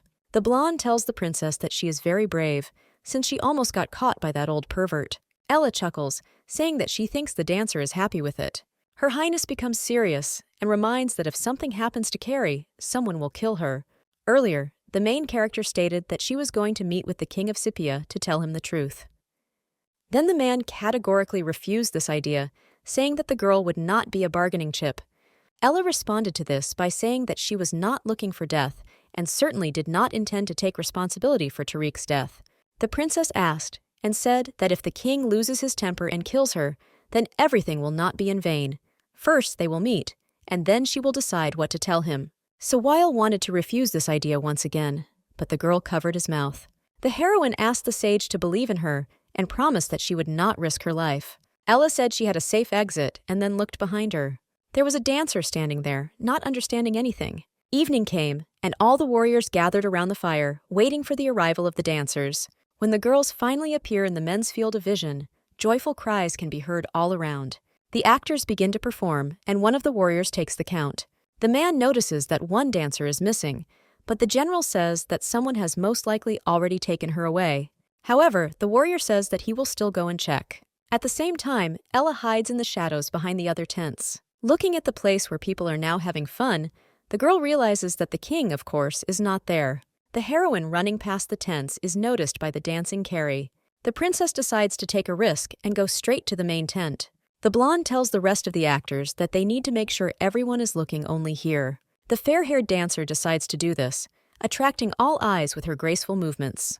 The main character heads towards the tent, at the entrance of which there are guards. Suddenly, someone grabs the princess by the hand, asking where she is going. A man with blonde hair and expressive eyes the color of the sun looks closely at Her Highness. Quickly composing herself after her fright, Ella innocently says that she is very hungry and just wanted to find some food. The guard understands the girl's words as a desire to steal something and says that he suspects her of spying. The heroine is surrounded by warriors, pointing their weapons at her. However, the men are stopped by a voice coming from the tent, allowing the princess to enter. Ella looks closely at the entrance to the room and realizes that the target has been found. Her Highness understands that it is now time to move on to her signature number. After the girl enters, the king informs her that he does not need to be served. The heroine is surprised that the man thinks that she is doing this voluntarily. The princess says that she was just hungry and decided to look into this tent. In response to this, the king turns his fierce gaze on Her Highness. Ella says in a trembling voice that there is war everywhere and things are hard for them. The man points to the side, saying that the food is at her disposal. The princess looks at the indicated place and notices that there really are various dishes there. However, the girl notes that the king did not even touch any of the food. Ella carefully asks if His Majesty is not in a bad mood. Her Highness immediately says that she does not want to meddle in other people's business, but she can lift the mood with a dance. The man categorically refuses this. The main character says that in her hometown, they say that if you talk things out, a person can feel better.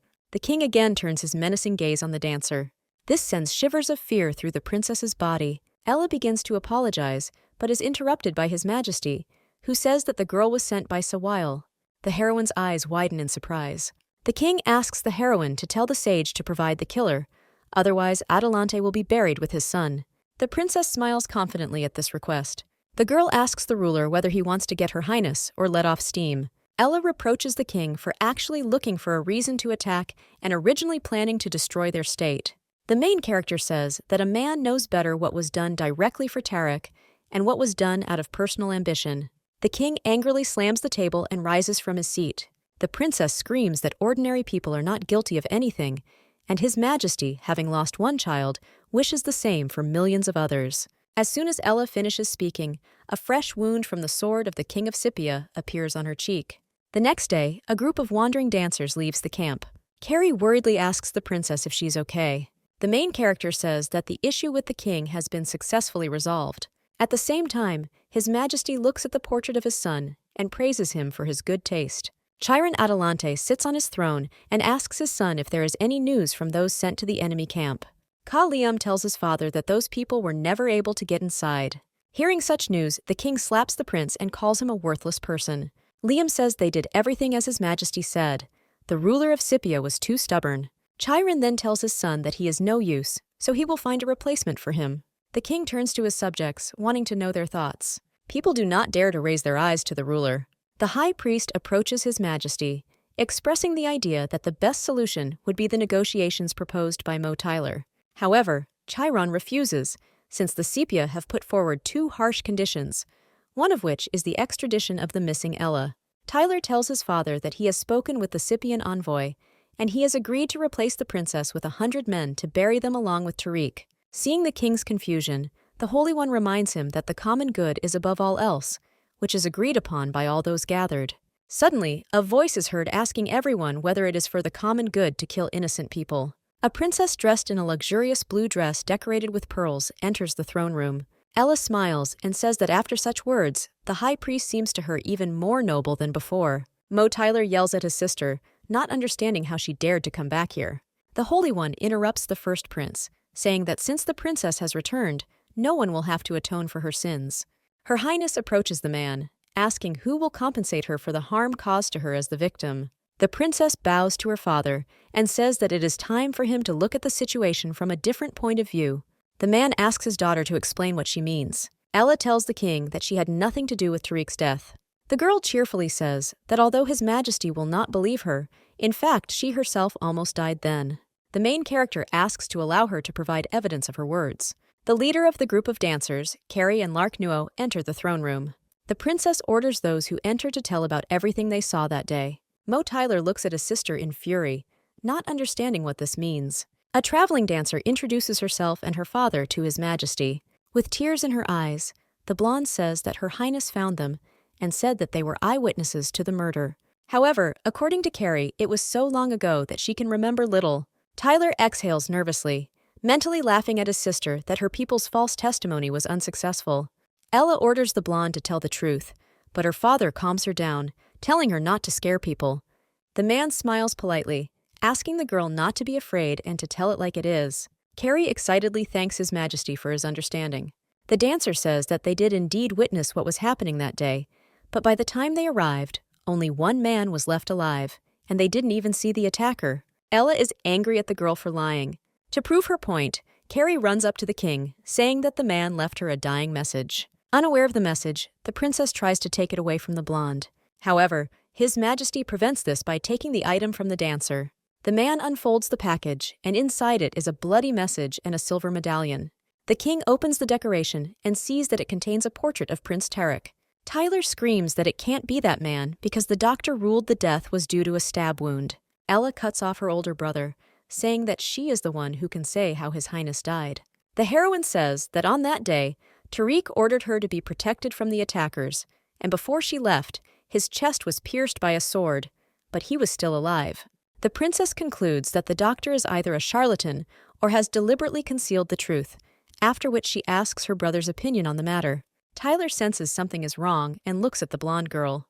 Although Carrie's gaze is filled with sadness, the corners of her lips are raised upward. Noticing this, the first prince shouts that the dancer and his sister are in cahoots. His Majesty interrupts his son's cry, ordering him to be silent. The man carefully reads Tariq's message, after which he orders to leave him alone with Ella and Savail. Seeing that Tyler wants to object to his father, the Holy One scolds him with a look. After everyone leaves the throne room, Chiron Adelante asks the rest if they read the letter.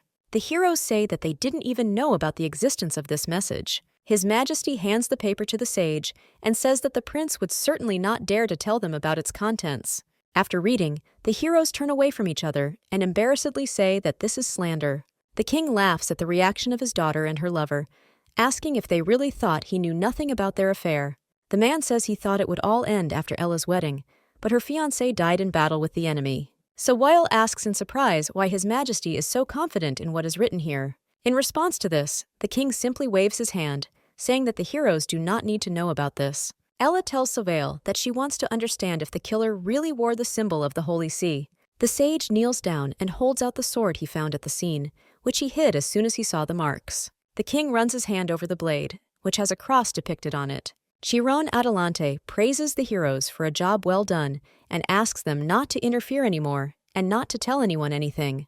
The princess arrives at the sage's residence, where she is met by a worried dancer. Ella happily hugs Carrie and says she was absolutely incredible in the throne room. The sage also praises the blonde and asks the girls to keep their distance. Sawale turns to the heroine, saying that he really didn't expect that she would be able to convince the king of Scythia to cooperate with them.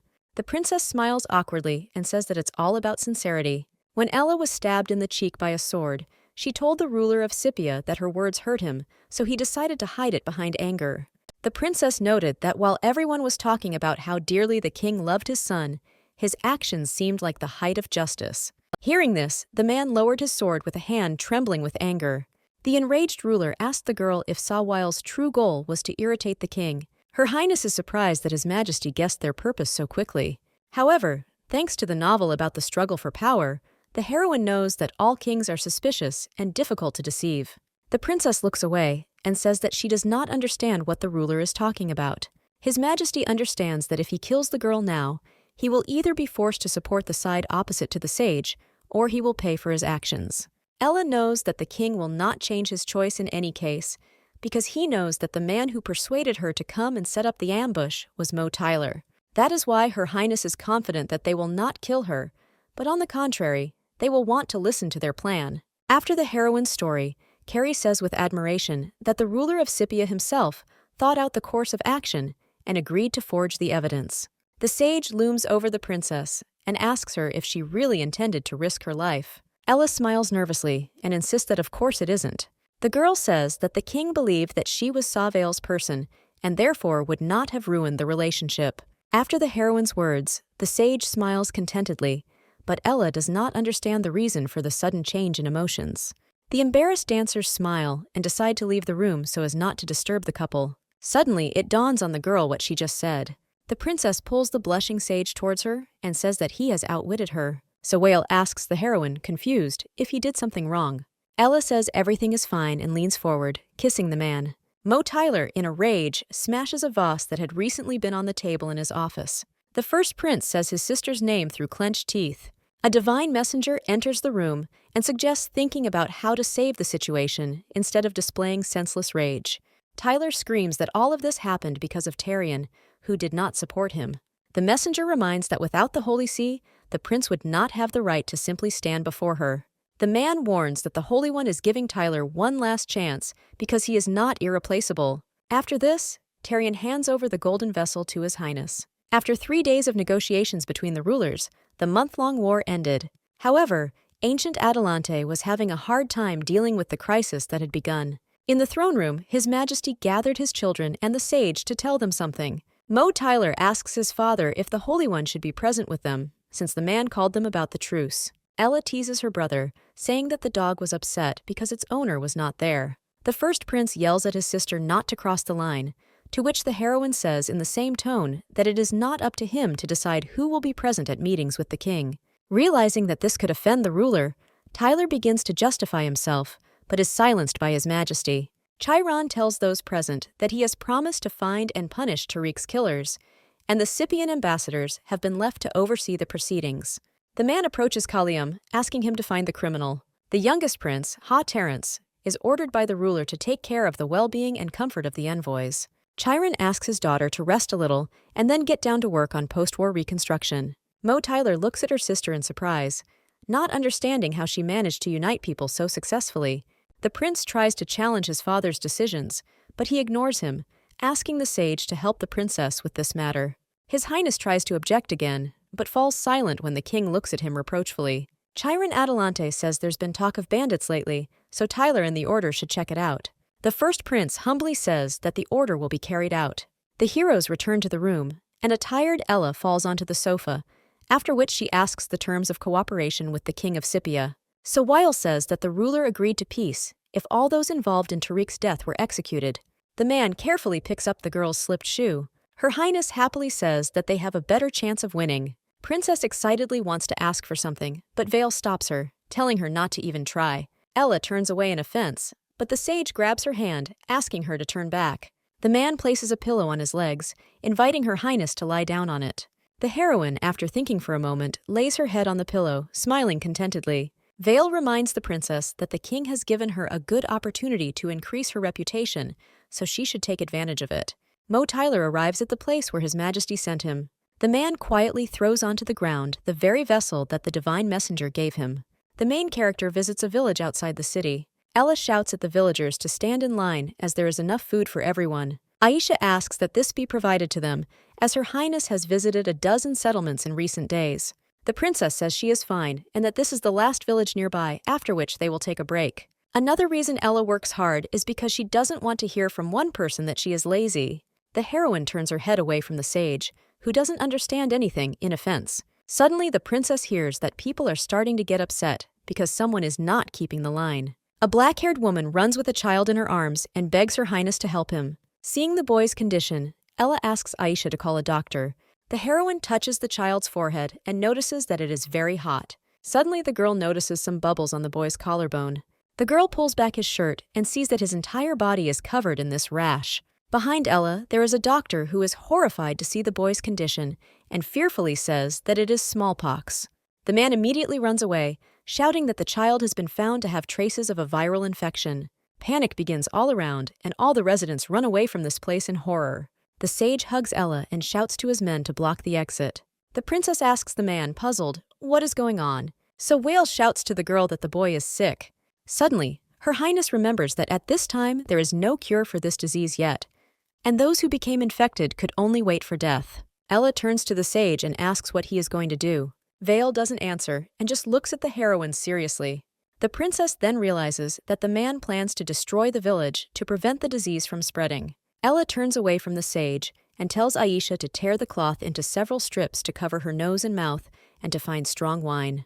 The ash-haired man asks the girl what she has in mind. Her Highness makes a mask from the fabric of her dress and shouts that she wants to show everyone that smallpox is not invincible. The princess wraps her hands with the same material, making something like gloves. Ella asks Aisha to take the mother and child with her. Hearing these words, horror appears on the maid's face. The heroine tells the girl to find a room where these people can be accommodated, clean it up, and wait until they get settled. The princess tells the villagers to protect themselves as she did, and then everyone will return to the capital safe and sound. Ella asks 5 people to treat every corner of the village with alcohol, and the rest to check their bodies and take the infected to an isolated place. The heroine lifts the sick child to take him and his mother to their temporary place of residence. The girl with light red hair looks at the princess with concern. The villager tears her dress and does as Her Highness has shown, and then volunteers as the first. The girl with blue hair and the man act exactly the same as the previous one. After this, a couple more people volunteer. So Whale orders Felix to return to the capital immediately and make sure that no rumors spread before they return. Aisha calls the princess and says that the villagers have carried out all her orders. The maid says that there are 173 people in the settlement, 31 of whom are sick. Ella asks the girl to help her find the infected cow. A sage approaches Her Highness and says that there is a more suitable person for such a task. After some time, the ash-haired man brings that very cow to the square. The heroine looks at the animal's udder and notices that it has that same rash. Ella happily says that it is time for vaccination and asks everyone to come and touch the blisters on the cow's body. The residents ask in fear why they should touch the rash, since that would cause them to become infected. But Her Highness says that this is what needs to be achieved. People start shouting that the main character is going to kill everyone and then burn down the village. Residents try to resist and get out of the protected circle. The sage looks at the princess with concern. Without saying anything, Ella cuts her finger, which starts bleeding. Then the girl touches the udder with the wound, so that the disease is transmitted to her through the blood. Sawile, horrified, tries to stop Her Highness, but it is too late. The sage grabs the heroine's hand, but she tries to calm him down, saying that everything is fine. Ella shouts to the people that this is just a way to prevent an epidemic, and if they do not believe in her good intentions, then she asks them to believe that she values her life. Ashhair decides to support the girl and does the same thing as she does. The sage shouts that Her Highness would not deceive the residents at such a price. Aisha says she trusts the princess and starts climbing the stairs to the cow. The rest of the main character's subjects follow the servant's example. After this, the rest also gain faith and stand in line to the cow. Ella breathes a sigh of relief, happy that everything worked out. A few days later, the princess looks at her skin, where traces of blisters from the vaccination are visible. A joyful Aisha runs into Her Highness's room and tells the main character that no one has fallen ill again. The girl says that they have made the medicine according to Ella's prescription, and the wards are being cleaned and cleaned every day. The princess happily says that they can now return, to which Aisha expresses her concerns about the rumors. The heroine says that it is because of them that they need to return right now, to make it clear that the time when it was possible to hide the true state of affairs is over. Her Highness's cortege returns to Adelante, and people begin to talk about how she killed the entire village overnight when she learned of the illness. The townspeople discuss that they thought the princess had become kinder, but in the end, they saw even greater cruelty from her. Ella enters the throne room and greets her father. His Majesty asks his daughter if what people say is true. The main character tells the ruler that she has indeed contracted smallpox. Hearing this, the king jumps up from his seat in horror. The girl smiles and says that she did not kill anyone, but on the contrary, found a way to prevent the epidemic. The man freezes in disbelief at his daughter's words. One of those present says that this is impossible, to which the princess retorts that if something is beyond his power, it does not mean that it is beyond everyone else. His Majesty asks his daughter to stop talking complete nonsense. The adjutant from the state of Scipia says that smallpox is rampant in their villages, so if there is a way to fight it, the king can write off part of Atalanta's debt. The villagers enter the hall and are asked to tell everything they know. One of the men lifts the sleeve of his shirt and shows that there are traces of smallpox on his skin. The nobility begins to panic and shout for the infected to be removed from the premises. A villager says they were able to recover with a vaccination that will prevent them from getting infected again. The king still says it is impossible. However, the adjutant says that an examination of residents has shown that those who were infected are now in fact completely healthy. Ella asks her father to at least trust the ambassador of Scipia, since he does not trust her. The adjutant says that his men are now on their way to their country to report everything, and he is confident that Chiron will soon be satisfied with the answer. The king turns to the princess and says that she has done a great job, so she can ask for a reward for it. The heroine begins to say what she wishes for, but she is interrupted by someone's voice, which thanks God for health. Ella rolls her eyes, knowing that the man who entered was far from the only one who was planning to spread rumors. The Holy One says that Her Highness was endowed with the ability to cure smallpox, and she should be grateful for it. To this, the princess only smiles politely, realizing that all the temples are located outside the city, so the man wants to send her away from the capital. The heroine notices out of the corner of her eye the sage's nod, which gives a signal to act. Then Ella turns to her father and joyfully says that she is ready to go and pray for her father and the people. After some time, the girl finds herself in a carriage to go to the temple. Her Highness tries to convince the sage that he does not need to go with her, as it is only a 3-day visit, and he is more needed here. However, the man does not calm down. Then the princess says that she will definitely not be killed during this time, since there are cities along the way. When Sawwell starts arguing with Ella again, the girl pulls him towards her and kisses him. The carriage moves off, and the main character finally asks the sage to be meek and obey her. Vale smiles contentedly, gently touching his lips. Someone's loud cough runs through the throne room, leaving blood on the handkerchief. Chiron Adelante sits alone on his throne, staring into space.